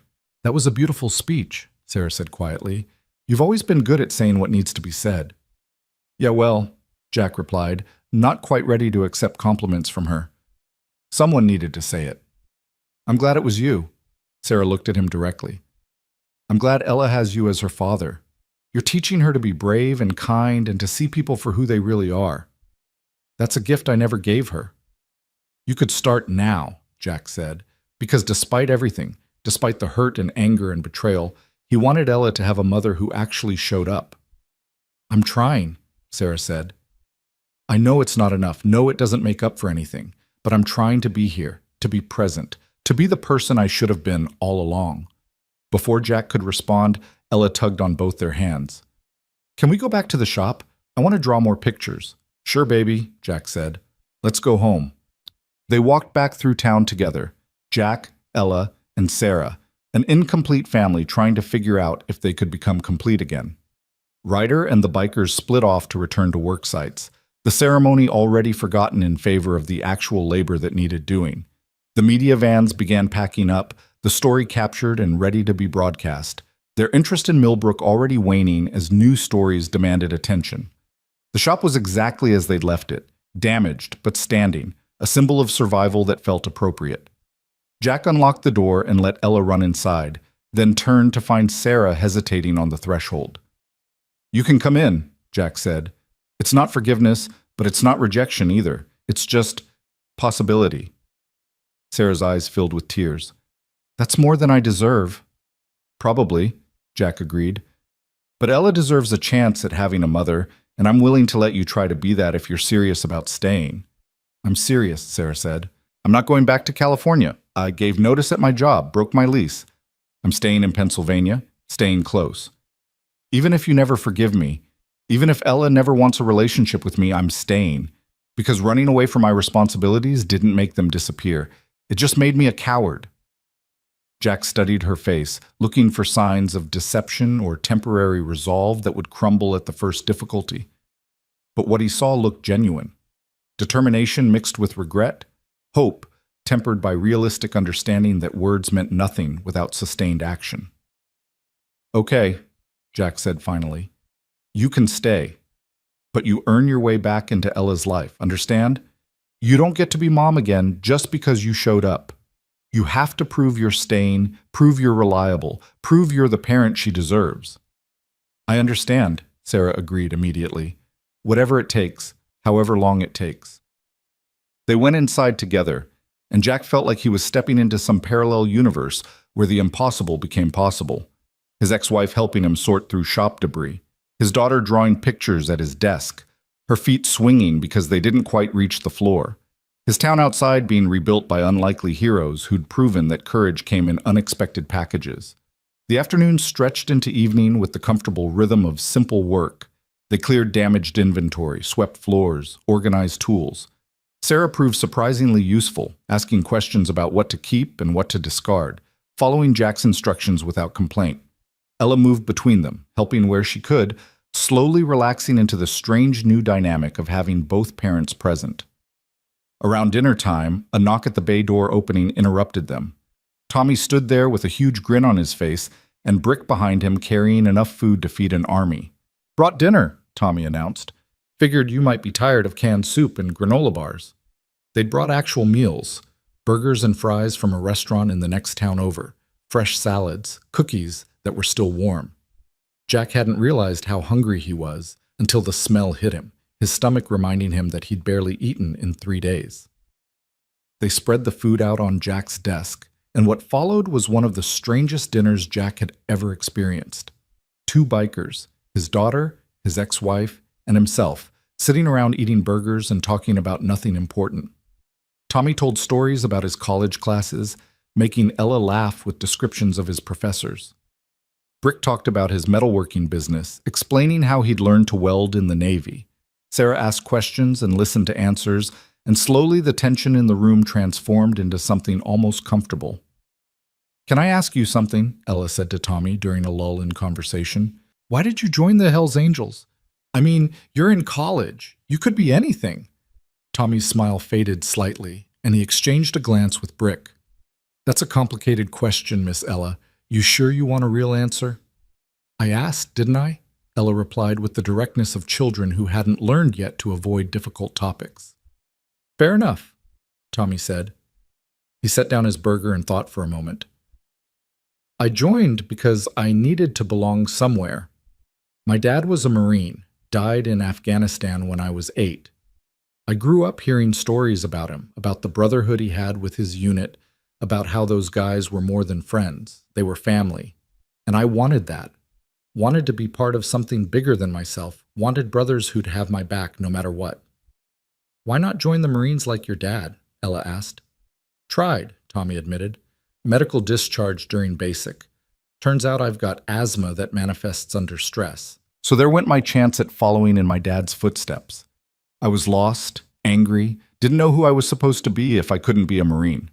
And then I met Ryder at a VA support group. He saw what I was going through and offered me a different kind of brotherhood. The club gave me purpose, gave me brothers, gave me a way to honor my dad's memory even if I couldn't serve the same way he did." Ella absorbed this with the serious consideration she brought to important things. "So the Hells Angels is like your family?" "Exactly like that," Tommy confirmed. "We look out for each other. We show up when someone needs help. We've got each other's backs. That's what family does, right?" "Right," Ella agreed. She looked at Sarah pointedly. "Real family shows up." The awkward silence that followed made it clear everyone understood the subtext. Sarah's face went pale, but to her credit, she didn't deflect or make excuses. "You're absolutely right," Sarah said quietly. "Real family shows up, and I didn't. I'm sorry for that, Ella. More sorry than I know how to say." "Then stop saying and start doing," Ella replied with devastating simplicity. Tommy coughed to cover what might have been a laugh.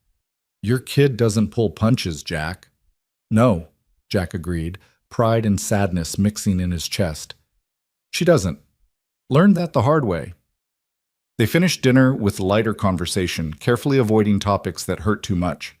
When Tommy and Brick finally left, promising to return in the morning for another day of work, Jack felt the exhaustion of the last few days crash over him like a wave. "Ella needs a proper bed," Sarah said, reading his tiredness. "And so do you. I booked a hotel room in the next town. Why don't you both come stay there tonight? Clean sheets, hot showers, actual beds instead of a couch and desk chair." Jack's first instinct was to refuse, to maintain distance and boundaries. But then he looked at Ella's face and saw hope mixed with hesitation, saw his daughter wanting to believe this was real, but afraid to trust it. "Okay," Jack said. "One night, but separate rooms. You've got yours. We'll get our own." "Of course," Sarah agreed quickly. "Whatever makes you comfortable." They locked up the shop and drove in separate cars to the hotel, a mid-range place that catered to business travelers, and had somehow escaped the storm's destruction. Sarah had booked a suite with 2 bedrooms, and after some negotiation, Jack agreed that he and Ella would take one bedroom while Sarah took the other. The shower was everything Jack had dreamed about for 2 days. Hot water that actually had pressure, soap that cleaned instead of just moved dirt around, privacy and quiet, and 20 minutes where nobody needed him for anything. When he emerged, clean and wearing fresh clothes Sarah had somehow thought to buy, he felt almost human again. Ella had already showered and was in bed in a room that wasn't destroyed or damaged or temporary, tucked under clean sheets with Mr. Whiskers beside her. Sarah sat in a chair nearby, reading a book she'd brought, and the whole scene was so domestic and normal that Jack felt disoriented. "I'll stay until she falls asleep," Sarah said quietly, "if that's okay." Jack nodded, too tired to argue or analyze whether this was wise. He collapsed onto the other bed in the room and was asleep before his head fully settled into the pillow. He woke in darkness to the sound of quiet crying. For a moment, Jack was disoriented, unsure where he was or what was happening. Then he heard Sarah's voice, soft and broken. "I'm so sorry, baby. I'm so sorry I left you. I'm sorry I wasn't there for your birthdays and your school plays and all the nights you needed your mom, and I was 1,000 miles away being selfish. I'm sorry I let fear make me weak. I'm sorry I didn't fight harder to be the mother you deserved." "Mom?" Ella's sleepy voice answered. "Why are you crying?" "Because I realized what I lost," Sarah said through tears, "and I'm scared I can't get it back. I'm scared you'll never forgive me, and I wouldn't blame you because I don't forgive myself." There was a long pause, then Ella said something that made Jack's heart stop.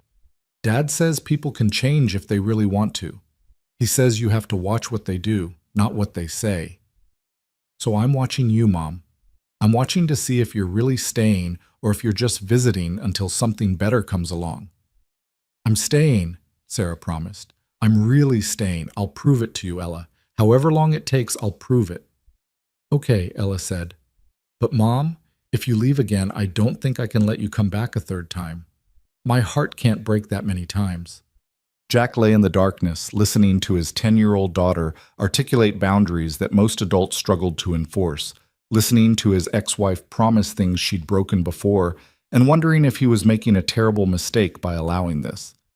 But then he remembered his own words from earlier, that courage meant doing the right thing even when it scared you, that opening doors was sometimes the bravest choice. So he chose to keep the door open, to let possibility exist alongside doubt, to give Sarah the chance to prove she'd changed while protecting Ella from being hurt again if she hadn't. It wasn't forgiveness, it wasn't trust, but it was a start, which was more than they'd had 3 days ago. As sleep finally reclaimed him, Jack's last thought was that everything, the storm, the bikers, the rescue, the ceremony, Sarah's return, was somehow connected by the same thread. The thread of choosing courage over fear, compassion over judgment, possibility over certainty. And maybe that was enough. Maybe that was everything. Morning came with the gentle persistence of sunlight filtering through hotel curtains, and Jack woke to find Ella already awake and sitting cross-legged on the bed, watching him with an expression that reminded him so much of her mother from years ago that his chest tightened. Sarah was gone from the chair she'd occupied the night before, but Jack could hear the shower running in the other room. "You okay, baby?" Jack asked, his voice rough with sleep. "I'm thinking," Ella replied, which was never a simple statement with her. "Dad, do you think Mom really means it this time, about staying?" Jack sat up and pulled his daughter close, buying time to figure out how to answer honestly without either giving false hope or crushing the tentative connection forming between Ella and Sarah. "I think she believes she means it," he said carefully, "and I think she's trying. But the real answer is we won't know for sure until enough time passes that we can see the pattern, you know? 1 week doesn't prove anything. 1 month starts to mean something. 6 months, a year, that's when you really know. So I have to wait a whole year to know if my mom actually wants me." Ella's voice was small, hurt in a way that made Jack want to track down every moment of pain his daughter had experienced and somehow undo them all. "No, sweetheart. She wants you. I can see that. What we're waiting to find out is if she can be the person she wants to be. If she can follow through on what she's promising. Those are different things." Jack tilted Ella's chin up so she was looking at him. "But here's what I know for absolute certain. No matter what happens with your mom, you've got me. Always. That's not a promise that needs proving because it's already been proven every single day for 10 years. Ella threw her arms around his neck. "I know, Dad. You're the best." They dressed and emerged from the bedroom to find Sarah had ordered room service breakfast. Pancakes and eggs and fresh fruit arranged on a table by the window. She looked nervous, uncertain, like someone who'd made a grand gesture but wasn't sure if it would be received well. "I hope this is okay," Sarah said. "I remembered that Ella likes pancakes with strawberries, but I wasn't sure if that was still true or if—" "It's perfect, Mom," Ella interrupted, and the simple use of that word, Mom, made Sarah's eyes fill with tears. She blinked away quickly. They ate breakfast with the kind of careful politeness of people still learning how to be around each other, making small talk about the weather and the recovery effort and anything that didn't require emotional vulnerability. But beneath the surface pleasantries, Jack could feel something shifting, some possibility taking shape that hadn't existed a week ago. His phone rang as they were finishing, Ryder's name on the screen. "Jack, you need to get back to town," Ryder said without preamble. Something's happened. Not bad, just you need to see it. 20 minutes later, they pulled into Millbrook to find Main Street transformed yet again. Overnight, someone had erected a new sign at the town's entrance, professional quality, beautifully designed with lettering that caught the morning sun. It read, "Welcome to Millbrook, where courage opens doors, population 3,047, thank you to all who serve." But that wasn't what had Ryder's voice sounding strange on the phone. What had done that was the scene unfolding in front of Jack's damaged shop. At least 50 motorcycles were parked in formation in the street, not just Hell's Angels, but bikes bearing patches from a dozen different clubs. Iron Order, Mongols, Outlaws, Banditos, independent riders with no club affiliation at all. Clubs that normally didn't mix, that had histories of rivalry and territoriality, all gathered together in what should have been impossible. And they were working. Some were unloading building materials from a convoy of trucks. Others were already starting repairs on Jack's bay doors, working with the kind of coordinated efficiency that spoke of skilled tradesmen who knew exactly what they were doing. Still more were fanning out to other damaged buildings, tools in hand, ready to help wherever needed. Ryder stood in the center of it all, directing traffic and coordination with Major Reynolds, who looked simultaneously impressed and slightly overwhelmed by the logistics of incorporating this many additional volunteers into an already complex recovery effort. "What is all this?" Jack asked as he approached, Ella's hand tight in his.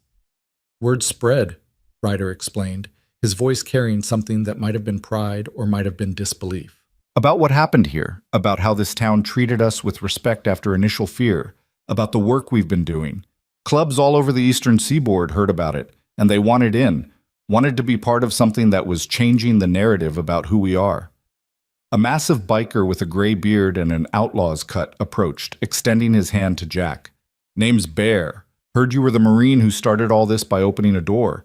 Figured we owed you some help finishing what you started." "I didn't start anything," Jack protested. You treated brothers with respect when everyone else treated them like threats," Bear interrupted. "That matters. That means everything.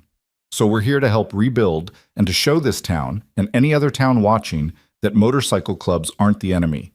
We're veterans and workers and fathers and sons, same as anyone else." More bikers approached, each introducing themselves, each expressing some version of the same sentiment. They'd come from Pittsburgh and Cleveland and Philadelphia, from Baltimore and D.C., and as far away as Boston. They'd taken time off work, made arrangements with families, ridden hundreds of miles because a story about a small town in Pennsylvania had touched something in them that needed touching. Jack felt overwhelmed by the magnitude of it, by the realization that his simple decision to open a door had somehow cascaded into something far larger than he'd ever imagined possible. This wasn't just about Millbrook anymore. It was about changing perceptions, challenging stereotypes, proving that compassion and courage could bridge divides that seemed unbridgeable. "Where do you need us?" Jack asked Ryder, because standing around feeling overwhelmed wasn't going to rebuild anything. "Your shop first," Ryder said firmly. "You're the reason any of us are here. We take care of you first, then fan out to the rest of the town." What followed was the most productive day of the entire recovery effort. With over 50 skilled workers focused on Jack's shop, the repairs that should have taken weeks were completed in hours. New bay doors were installed, better quality than the originals, donated by a construction company whose owner was himself a veteran. The roof was patched and reinforced. Windows were replaced. Broken equipment was repaired or replaced with donated items. By noon, Hale's Automotive Repair looked better than it had before the storm. "I can't accept all this," Jack protested to Ryder as they stood looking at the transformed building. "This is too much. I can't repay." "Nobody's asking you to repay anything," Ryder interrupted. "This is what brothers do. We take care of each other. You took care of us when we needed it. Now we're returning the favor. That's how this works." Ella had been watching the work with fascination all morning, and now she approached one of the bikers, a younger man with an Iron Order patch who'd been particularly patient in explaining what he was doing. "Can I help?" she asked. "I'm good at holding tools." The biker, whose name was Marcus, smiled and handed her a wrench. "Think you can keep this safe for me while I work up on this ladder?" Ella nodded seriously, clutching the wrench like it was a sacred responsibility. And for the next hour, she was Marcus's official tool holder, handing him whatever he needed and asking endless questions about how things worked. Jack watched his daughter interact with these men who the world had taught her to fear, watched her see past the leather and patches to the humans beneath, and felt a fierce pride that had nothing to do with her academic achievements or artistic talents, and everything to do with her open heart. Sarah had stayed too, working alongside other volunteers to provide water and food to the workers. Jack watched her from a distance, watched how she interacted with Ella during breaks. Not pushing, not demanding, just being present and consistent. It wasn't redemption, not yet, but it was the patient work that might someday lead there. By mid-afternoon, the shop was complete and the motorcycle crews were dispersing to other sites throughout town. The efficiency was remarkable. What would have taken weeks with normal recovery efforts was being accomplished in days because of the sheer number of skilled volunteers who'd descended on Millbrook. Buildings were being repaired, debris was being cleared, infrastructure was being restored. And everywhere the bikers worked, attitudes were shifting. Jack watched Mrs. Henderson bring lemonade to a crew of Mongols working on her antique shop, watched her chat with them like old friends. He saw Charlie Preston showing Bear around his hardware store, the two of them discussing inventory and business challenges like colleagues. He observed Pastor Williams blessing a group of banditos who'd repaired the church sanctuary, tears streaming down the pastor's face as he thanked men he'd have crossed the street to avoid a week ago. The transformation wasn't just physical. Buildings being rebuilt, roads being cleared. It was deeper than that, more fundamental. Millbrook was being rebuilt in more ways than one, and the foundation being laid was stronger than what had existed before the storm. Sheriff Morrison found Jack around 4 o'clock, his weathered face showing something that might have been wonder. "Never seen anything like this in 40 years of law enforcement," Morrison admitted. "Got motorcycle clubs from 5 different organizations working side by side. No fights, no territorial disputes, just pure cooperation. Got townspeople who were ready to call in the National Guard a week ago now, bringing food and drinks to the same bikers they wanted arrested. It's like watching every assumption I ever had get turned upside down." "Maybe those assumptions needed turning," Jack suggested. "Maybe they did," Morrison agreed. "You know what the amazing thing is? Crime in Millbrook is down to 0 this week. With all these bikers in town, dozens of them, from clubs with serious reputations, we haven't had a single incident. Not one fight, not one theft, not even a noise complaint. They've been nothing but respectful and helpful." "Because they're people, Tom," Jack said. "People who happen to ride motorcycles and wear patches. That doesn't make them criminals any more than wearing a badge automatically makes someone a good cop." Morrison winced. "Point taken. I'm learning, Jack. We all are." As evening approached, Ryder called a meeting of all the club representatives in the high school parking lot. Jack was invited, though he felt like an outsider among these men who shared a culture and brotherhood he could observe but never fully understand. At least 50 bikers gathered in a loose circle, their different patches representing different clubs, different regions, different histories, but united in this moment by common purpose. "Brothers," Ryder began, his voice carrying easily in the quiet evening air, "we've done something remarkable here this week. We've shown this town and this country that motorcycle clubs aren't what the media portrays. We're not criminal enterprises or violent gangs. We're veterans and workers and fathers. We're brothers who look out for each other and who step up when communities need help." Murmurs of agreement rippled through the gathering. "But more than that," Ryder continued, "we've shown ourselves what we're capable of when we work together. Hell's Angels and outlaws working side by side. Mongols and banditos coordinating repairs. Independent clubs and major organizations all pulling in the same direction. When's the last time that happened?" "Never," someone called out. "Never happened before." "Exactly," Ryder said. "Never happened before. But it happened here because one Marine reminded us who we really are beneath the colors. Because a little girl gave us blankets when we were cold and saw angels instead of devils. Because a town learned to look past fear and see humans. And because all of you showed up to be part of something bigger than yourselves." Bear stepped forward, his massive frame commanding attention. "Ryder's right. We've proven something important here, to the world and to ourselves. Question is, what do we do with it? Do we go back to our territories and our rivalries and our isolation? Or do we take this moment and build something lasting? What are you proposing? Asked a biker with a Mongol's patch. A coalition, Bear replied.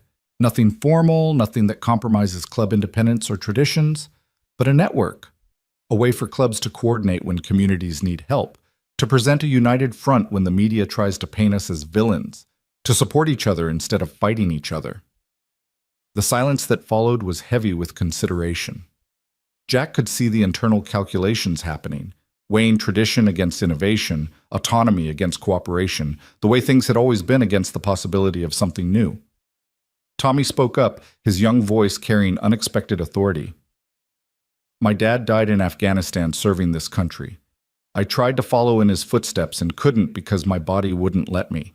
The club gave me a different way to serve, a different way to be part of something that matters. But if we're really about service, really about brotherhood, then shouldn't we be serving the broader community too? Shouldn't we be showing people what we've shown Millbrook, that we're forces for good when given the chance? More murmurs, these ones thoughtful rather than reactive. I'm not saying we all become best friends, Bear continued. I'm not saying we forget history or pretend differences don't exist. But I'm saying that what happened here this week changed something fundamental. It gave us a glimpse of what's possible when we focus on what unites us instead of what divides us. Seems like a waste to just let that fade away. Jack found himself stepping forward without planning to, without being asked to speak. Can I say something? He asked. Every eye turned to him, 50 battle-hardened bikers giving him their complete attention. I'm not part of your world, Jack began. I don't ride. I'm not in a club. I don't fully understand your culture or your codes. But I know what I saw this week. I saw men who'd been written off by society prove they had more honor and courage than anyone who judged them. I saw brotherhood that transcended club colors and patched territories. I saw service that didn't ask for recognition or reward. And most importantly, I saw what happens when people choose to be better than their circumstances, better than their reputations, better than what the world expects of them. He paused, gathering his thoughts. You don't need my permission or my input about what you do next, Jack continued. But if you're asking whether what happened here matters, whether it's worth building on, I think the answer is obvious. You changed this town. You changed how people think about motorcycle clubs. You changed how I think about courage and community and what it means to serve. That's not small. That's everything. So yeah, build something lasting. Show the world that this wasn't a one-time thing, that this is who you really are. Because if you can do that, if you can sustain this kind of cooperation and service, then you're not just rebuilding buildings. You're rebuilding the entire narrative about who you are and what you represent. The silence that followed was profound. Then riders started a slow clap that others joined until the parking lot echoed with applause that felt more like affirmation than celebration. The Marine has spoken, Ryder said with a slight smile. I move we form the Veterans Motorcycle Coalition. Informal, flexible, focused on community service and mutual support. All in favor? The response was overwhelming. Hands raised, voices calling agreement, bikers from rival clubs nodding at each other in acknowledgement of a shared purpose that superseded old grudges. Motion carries, Bear said. We'll work out details over the next few months. Communication networks, coordination protocols, dispute resolution. But the foundation is laid here, tonight, because of what Millbrook taught us. As the meeting dispersed and bikers began preparing for departures, some leaving tonight, others staying a few more days to finish projects, Jack felt Ryder's hand on his shoulder. You did this, Ryder said quietly. All of this traces back to you opening a door. I just let some cold people inside, Jack protested. Everything else was you guys. No, Ryder said firmly. Everything else was a response to being treated with dignity. You set the tone, Jack. You showed us we still mattered, still had value, still could make a difference. We just lived up to what you already believed about us. So what happens now, Jack asked. You all leave and things go back to normal? Nothing's going back to normal, Ryder replied. Normal was broken. That's what the storm showed us. What comes next is something new, something better. For Millbrook, for the clubs, for everyone who is part of this. We're building toward different, toward better, and different is good. Ella appeared, tired but happy, her clothes dirty from a day of helping and her face flushed with the kind of contentment that came from purposeful work. Dad, Marcus said I was the best tool holder he ever had. He gave me this. She held up a patch, not a club patch, but a simple design showing a wrench and the words honorary mechanic. That's quite an honor, Jack said seriously. I know, Ella replied. He said anyone who works as hard as I did today deserves recognition. She looked up at Ryder. Mr. Ryder, are you leaving soon? Tomorrow morning, Ryder confirmed. Time to get back to regular life, but I'll visit Miss Ella. That's a promise. Good, Ella said, because you're part of our family now, and family visits. Ryder's eyes went suspiciously bright. Yes, ma'am, family visits. That night they returned to the hotel, Jack and Ella and Sarah, this strange configuration of family that was still finding its shape. Over dinner in the hotel restaurant, Sarah did something Jack hadn't expected. She pulled out a folder of papers and set them on the table. These are apartment listings, Sarah explained, in Millbrook and the surrounding area. I meant what I said about staying. I've already started looking for a place for a job at the hospital here. They're hiring nurses, and I'm qualified. I'm not asking to move back in with you, Jack. I know that ship has sailed. But I'm asking to be close, to be present, to be the mother Ella deserves, even if I'm not your wife anymore. Jack looked at the listings. Modest apartments, reasonable rents, serious research that suggested Sarah had thought this through beyond an emotional impulse. What about your life in California? He asked. Your job, your friends, everything you built there. It was a life built on running away from my problems, Sarah said, from my responsibilities, from my failures, from the hard work of being a parent and a partner. I don't want to run anymore. I want to run toward something instead of away from it. Toward being the person I should have been, toward a relationship with my daughter, toward maybe earning back some tiny fraction of what I threw away. Ella had been listening to this exchange with the intensity she brought to important things. Mom, she said carefully, if you stay, and if you get an apartment here, can I visit sometimes? Baby, you can visit whenever you want, Sarah said, her voice thick with emotion. I would love nothing more than having you visit, having you in my life in any way you'll allow. But you have to actually be there when you say you will, Ella continued, and you can't make promises you can't keep.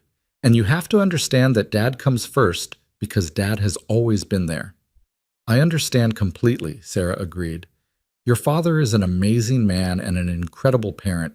I'm not trying to take anything away from what he's given you. I'm just trying to add to it, if you'll let me.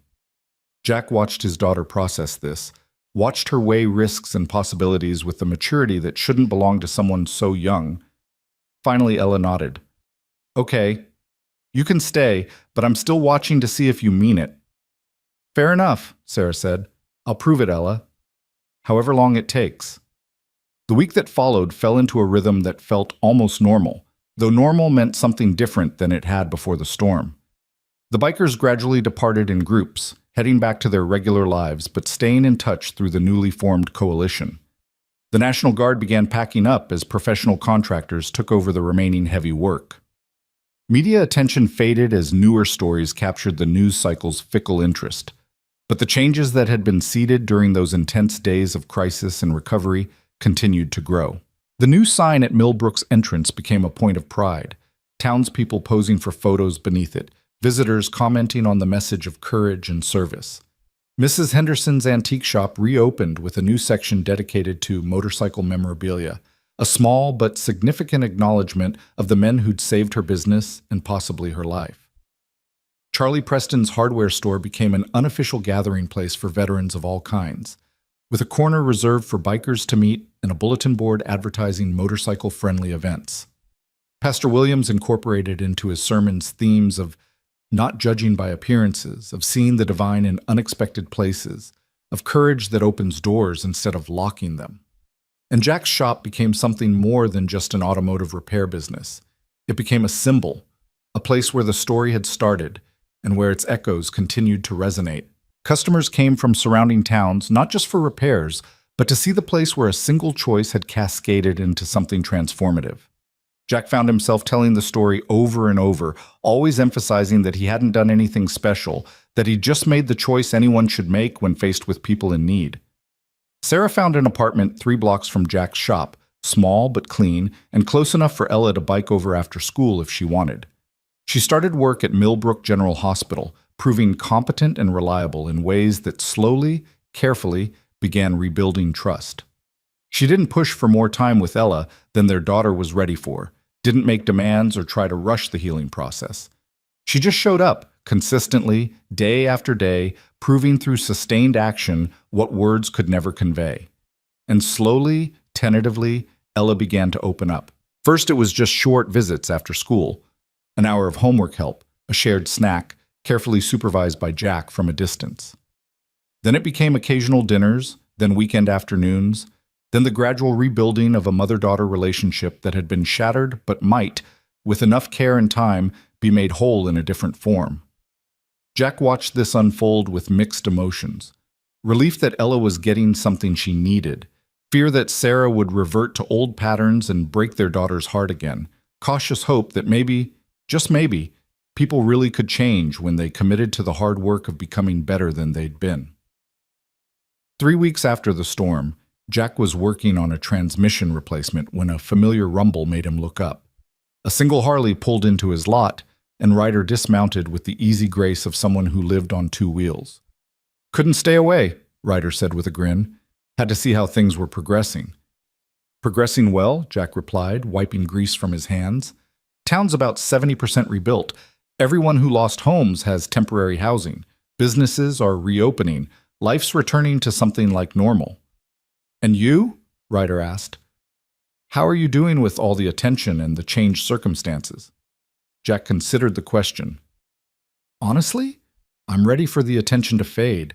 I'm not built for being a symbol or an example. I just want to fix cars and raise my kid and live a quiet life."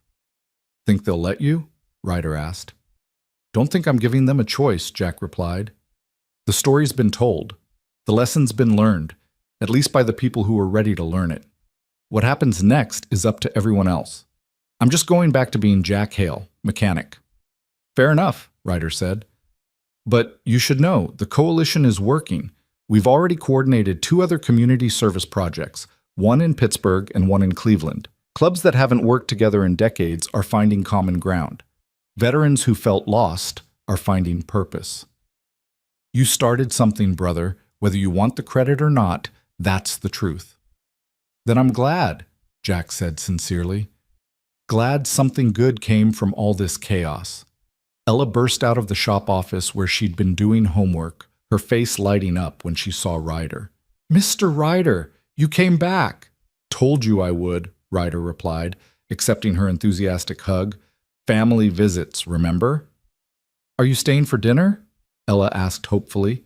"Mom's cooking tonight at her new apartment. She's not very good at it yet, but she's trying really hard." The invitation extended naturally, and somehow Jack found himself sitting around Sarah's small dining table that evening with Ella, Ryder, and his ex-wife, eating slightly overcooked pasta and talking about everything and nothing. It was surreal and comfortable simultaneously, this gathering of people whose lives had been rearranged by a storm and the choices that followed. "Can I ask you something?" Sarah said to Ryder during a lull in conversation. "What made you come back? After that first night, after you all left?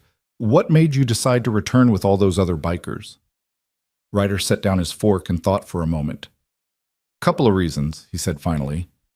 "First, because Jack opened a door when everyone else locked theirs, and that kind of courage deserves to be honored. Second, because Tommy told me about Ella bringing blankets, and I realized we'd been given something precious. We'd been seen as human instead of as threats. That needed to be acknowledged." He paused, his expression growing more serious. "But the real reason," Ryder continued, "was because I woke up the morning after the storm and realized I felt something I hadn't felt in years. Purpose. Like I mattered, like what I did made a difference, like I was part of something bigger than just riding and surviving. The club gave me brotherhood, but this town gave me back my sense of service, gave me back the feeling I used to have in the Marines, that what I did mattered beyond just myself. I couldn't walk away from that. None of us could." "So you came back," Sarah said softly. "Even though this town had judged you, even though people had been cruel. You came back anyway. We came back because Jack showed us we were worth coming back for, Ryder replied. Sometimes all it takes is one person believing in you to remind you to believe in yourself. Ella had been listening to this exchange with her characteristic intensity. Mr. Ryder, she said, I'm glad Dad opened the door. I'm glad you came in. I'm glad everything happened the way it did, even the scary parts, because now I know that being brave is more important than being safe. That's a powerful lesson, Ryder said. Hold on to that, Miss Ella. The world's going to try to teach you to be cautious and fearful and to protect yourself above all else. But the real power, the real magic, is in staying open even when it's scary, in giving people chances even when they might disappoint you, in being brave enough to hope. He looked at Sarah as he said this, and Jack saw his ex-wife's eyes fill with tears. She knew Ryder was talking about more than just the storm and the bikers. He was talking about second chances and the courage it took to give them. The evening ended with warmth and promises to stay in touch, with Ryder heading back to his hotel and Sarah hugging Ella goodnight with the tentative joy of someone still learning how to be a mother again. Jack and Ella walked the 3 blocks back to the shop in comfortable silence, their breath visible in the cooling autumn air. Dad, Ella said as they reached the shop, do you think we're going to be okay? All of us? You and me and Mom and everyone? Jack pulled his daughter close. I think we're going to be exactly what we make ourselves into, he said. Nothing in life is guaranteed, baby. Not happiness, not success, not even love. But we get to choose every single day what we're building toward. We can build toward fear or toward courage, toward isolation or toward connection, toward who we've been or toward who we want to become. I want to build toward brave, Ella said decisively, like you did when you opened the door. Then that's what we'll do, Jack promised. We'll build toward brave together. The weeks continued to pass, each one bringing Millbrook closer to full recovery and bringing Jack's life closer to something that resembled normal, though it was a new normal, shaped by experience and choice in ways the old normal had never been.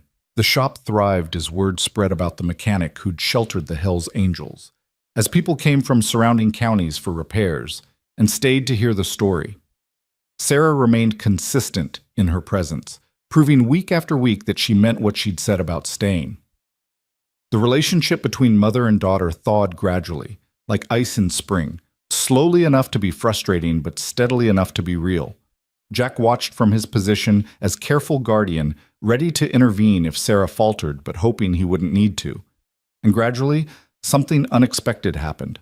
Jack found himself forgiving Sarah, not all at once, not in some dramatic moment of reconciliation, but in small increments spread across dozens of ordinary moments. He forgave her when he saw her patiently helping Ella with math homework, even though she'd never been good at math herself. He forgave her when she showed up to Ella's school play and sat in the audience with tears streaming down her face, knowing she'd missed so many other performances. He forgave her when he saw her struggling and trying and failing and trying again, because that was the work of growth, and he understood how hard that work was. They would never be married again. That chapter had closed, and Jack had no interest in reopening it. But they learned to be co-parents, to be friends in a careful way, to put Ella's needs above their own hurt and history. It wasn't perfect, and it wasn't easy, but it was good enough, and Jack had learned that good enough was sometimes all you could ask for. 2 months after the storm, on a crisp November afternoon, Jack received a call from Major Reynolds. I wanted to update you on the recovery progress, she said. Official assessments show Millbrook at 93% operational capacity. That's unprecedented for this type of disaster. Most communities take years to reach that level. You all did it in 2 months. A lot of people working hard, Jack replied, deflecting credit as always. Yes, but the catalyst was you, Reynolds insisted. The governor asked me to extend his personal thanks and to let you know that Millbrook is being studied as a model for disaster recovery and community resilience. What happened here? How you all came together, how you overcame prejudices and fears. It's being written into emergency management protocols. That's great, Jack said, meaning it. If something good comes from it beyond just rebuilding buildings, then all the chaos was worth it. There's one more thing, Reynolds added. The Veterans Motorcycle Coalition that formed out of this experience. They've been contacted by FEMA about formalizing their disaster response capabilities. Motorcycle clubs as rapid response volunteers for natural disasters. It's unprecedented. It's first ended. But so was everything else that happened in Millbrook. After the call ended, Jack sat in his office looking at the wall where Ella had hung her drawings. The original picture of the motorcycles with angel wings, plus dozens of others she'd created in the weeks since. Each one showed some aspect of their story, some moment of courage or connection or transformation. Together, they formed a visual narrative of how one storm and one choice had changed everything. His phone buzzed with a text from Ryder. Heading your way next week with some of the crew. Want to do a proper visit, not just work. Thought we could take Ella for her first motorcycle ride if you're okay with it. Let me know. Jack smiled and typed back. She'll love that. See you next week, brother. The word felt natural now. Brother. Ryder had become family in the way that mattered most. Not through blood, but through shared experience and mutual respect, and the kind of bond that forms when people see each other truly and accept what they find. That evening, Jack locked up the shop and walked to Sarah's apartment where Ella was spending the night. A regular occurrence now, no longer fraught with anxiety, but simply part of their routine. Sarah answered the door with flour on her face and Ella laughing in the background about some baking disaster. We're making cookies, Sarah explained unnecessarily. Or trying to. It's not going well. They're going terrible, Ella called cheerfully. But they're going to taste good anyway because we made them together. Jack looked at his ex-wife. This woman who'd broken his heart and left their daughter, and then come back to do the hard work of earning redemption. She looked happy in a way he hadn't seen in years, covered in flour and laughing at her own mistakes, present and real and trying. You're doing good, Jack said quietly. With Ella, with the consistency, with all of it. I wanted you to know that I see it. Sarah's eyes filled with tears. That means more than you know. I'm trying so hard, Jack. Every day I'm trying to be better than I was yesterday. I know, Jack replied. And it shows. Keep it up. He stayed for a cookie, burnt on the edges and underdone in the middle, but made with love and therefore perfect, and listened to Ella tell him about school and friends and the new book she was reading. Normal, boring, beautiful domesticity that felt like a miracle given where they'd been just months before. Walking back to the shop through Millbrook's recovering streets, Jack thought about the journey that had brought them here. A storm that had broken things and revealed truths. A choice to open a door instead of locking it. 15 strangers who became brothers. A daughter who'd learned courage by watching her father practice it. An ex-wife who'd found the strength to come back and face what she'd run from. And a town that had learned the most important lesson of all, that fear serves no one, that courage opens possibilities, that seeing people as human instead of as labels changes everything. The shop was quiet when Jack returned, just the way he liked it. He made his way to the office and pulled out the dog tag he still wore around his neck, the custom one from that leadership workshop so many years ago. The words caught the light as he turned it. Honor before fear. 4 simple words that had guided him through combat and homecoming, through marriage and divorce, through struggle and success. 4 words that had made him open a door during a storm when every rational instinct said to keep it locked. 4 words that had changed his life and the lives of everyone connected to him in ways both large and small. Jack Hale, single dad and Marine veteran, had made a choice on a stormy night. He'd chosen to see people instead of patches, to offer shelter instead of suspicion, to lead with courage instead of fear.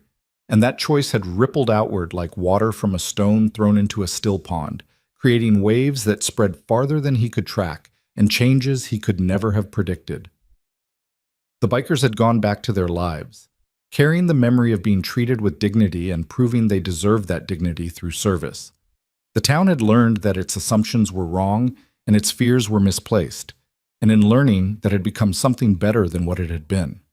Sarah had found the courage to return and face the consequences of her choices, beginning the long work of rebuilding what she'd broken.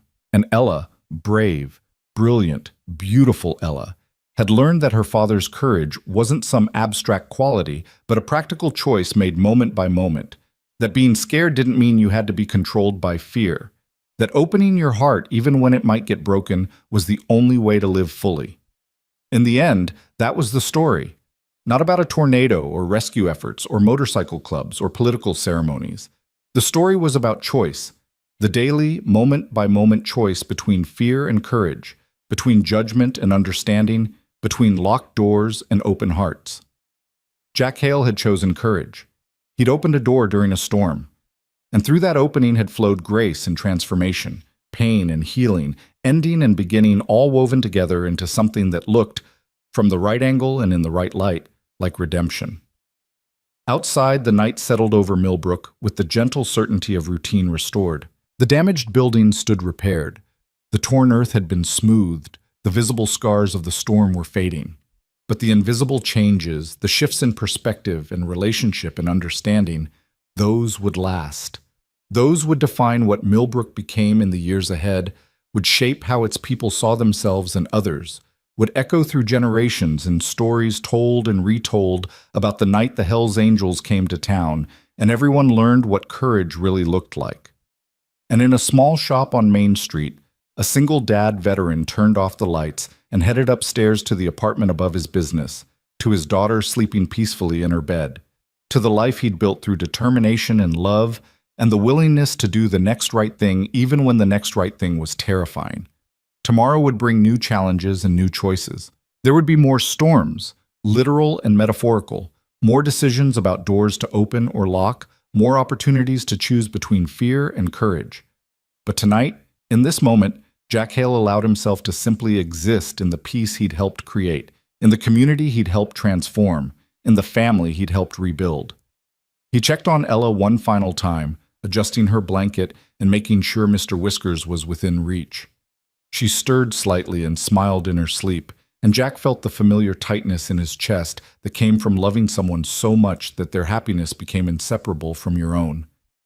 "Sweet dreams, baby," he whispered. "Tomorrow, we'll be brave again."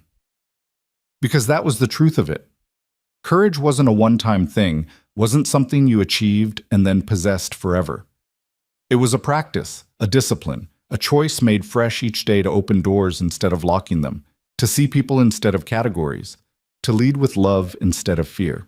Jack Hale, mechanic and Marine, father and friend, had opened a door during a storm, and through that simple act of courage had come everything else: rescue and recovery, transformation and redemption, ending and beginning all woven together into a story that Millbrook would tell for generations.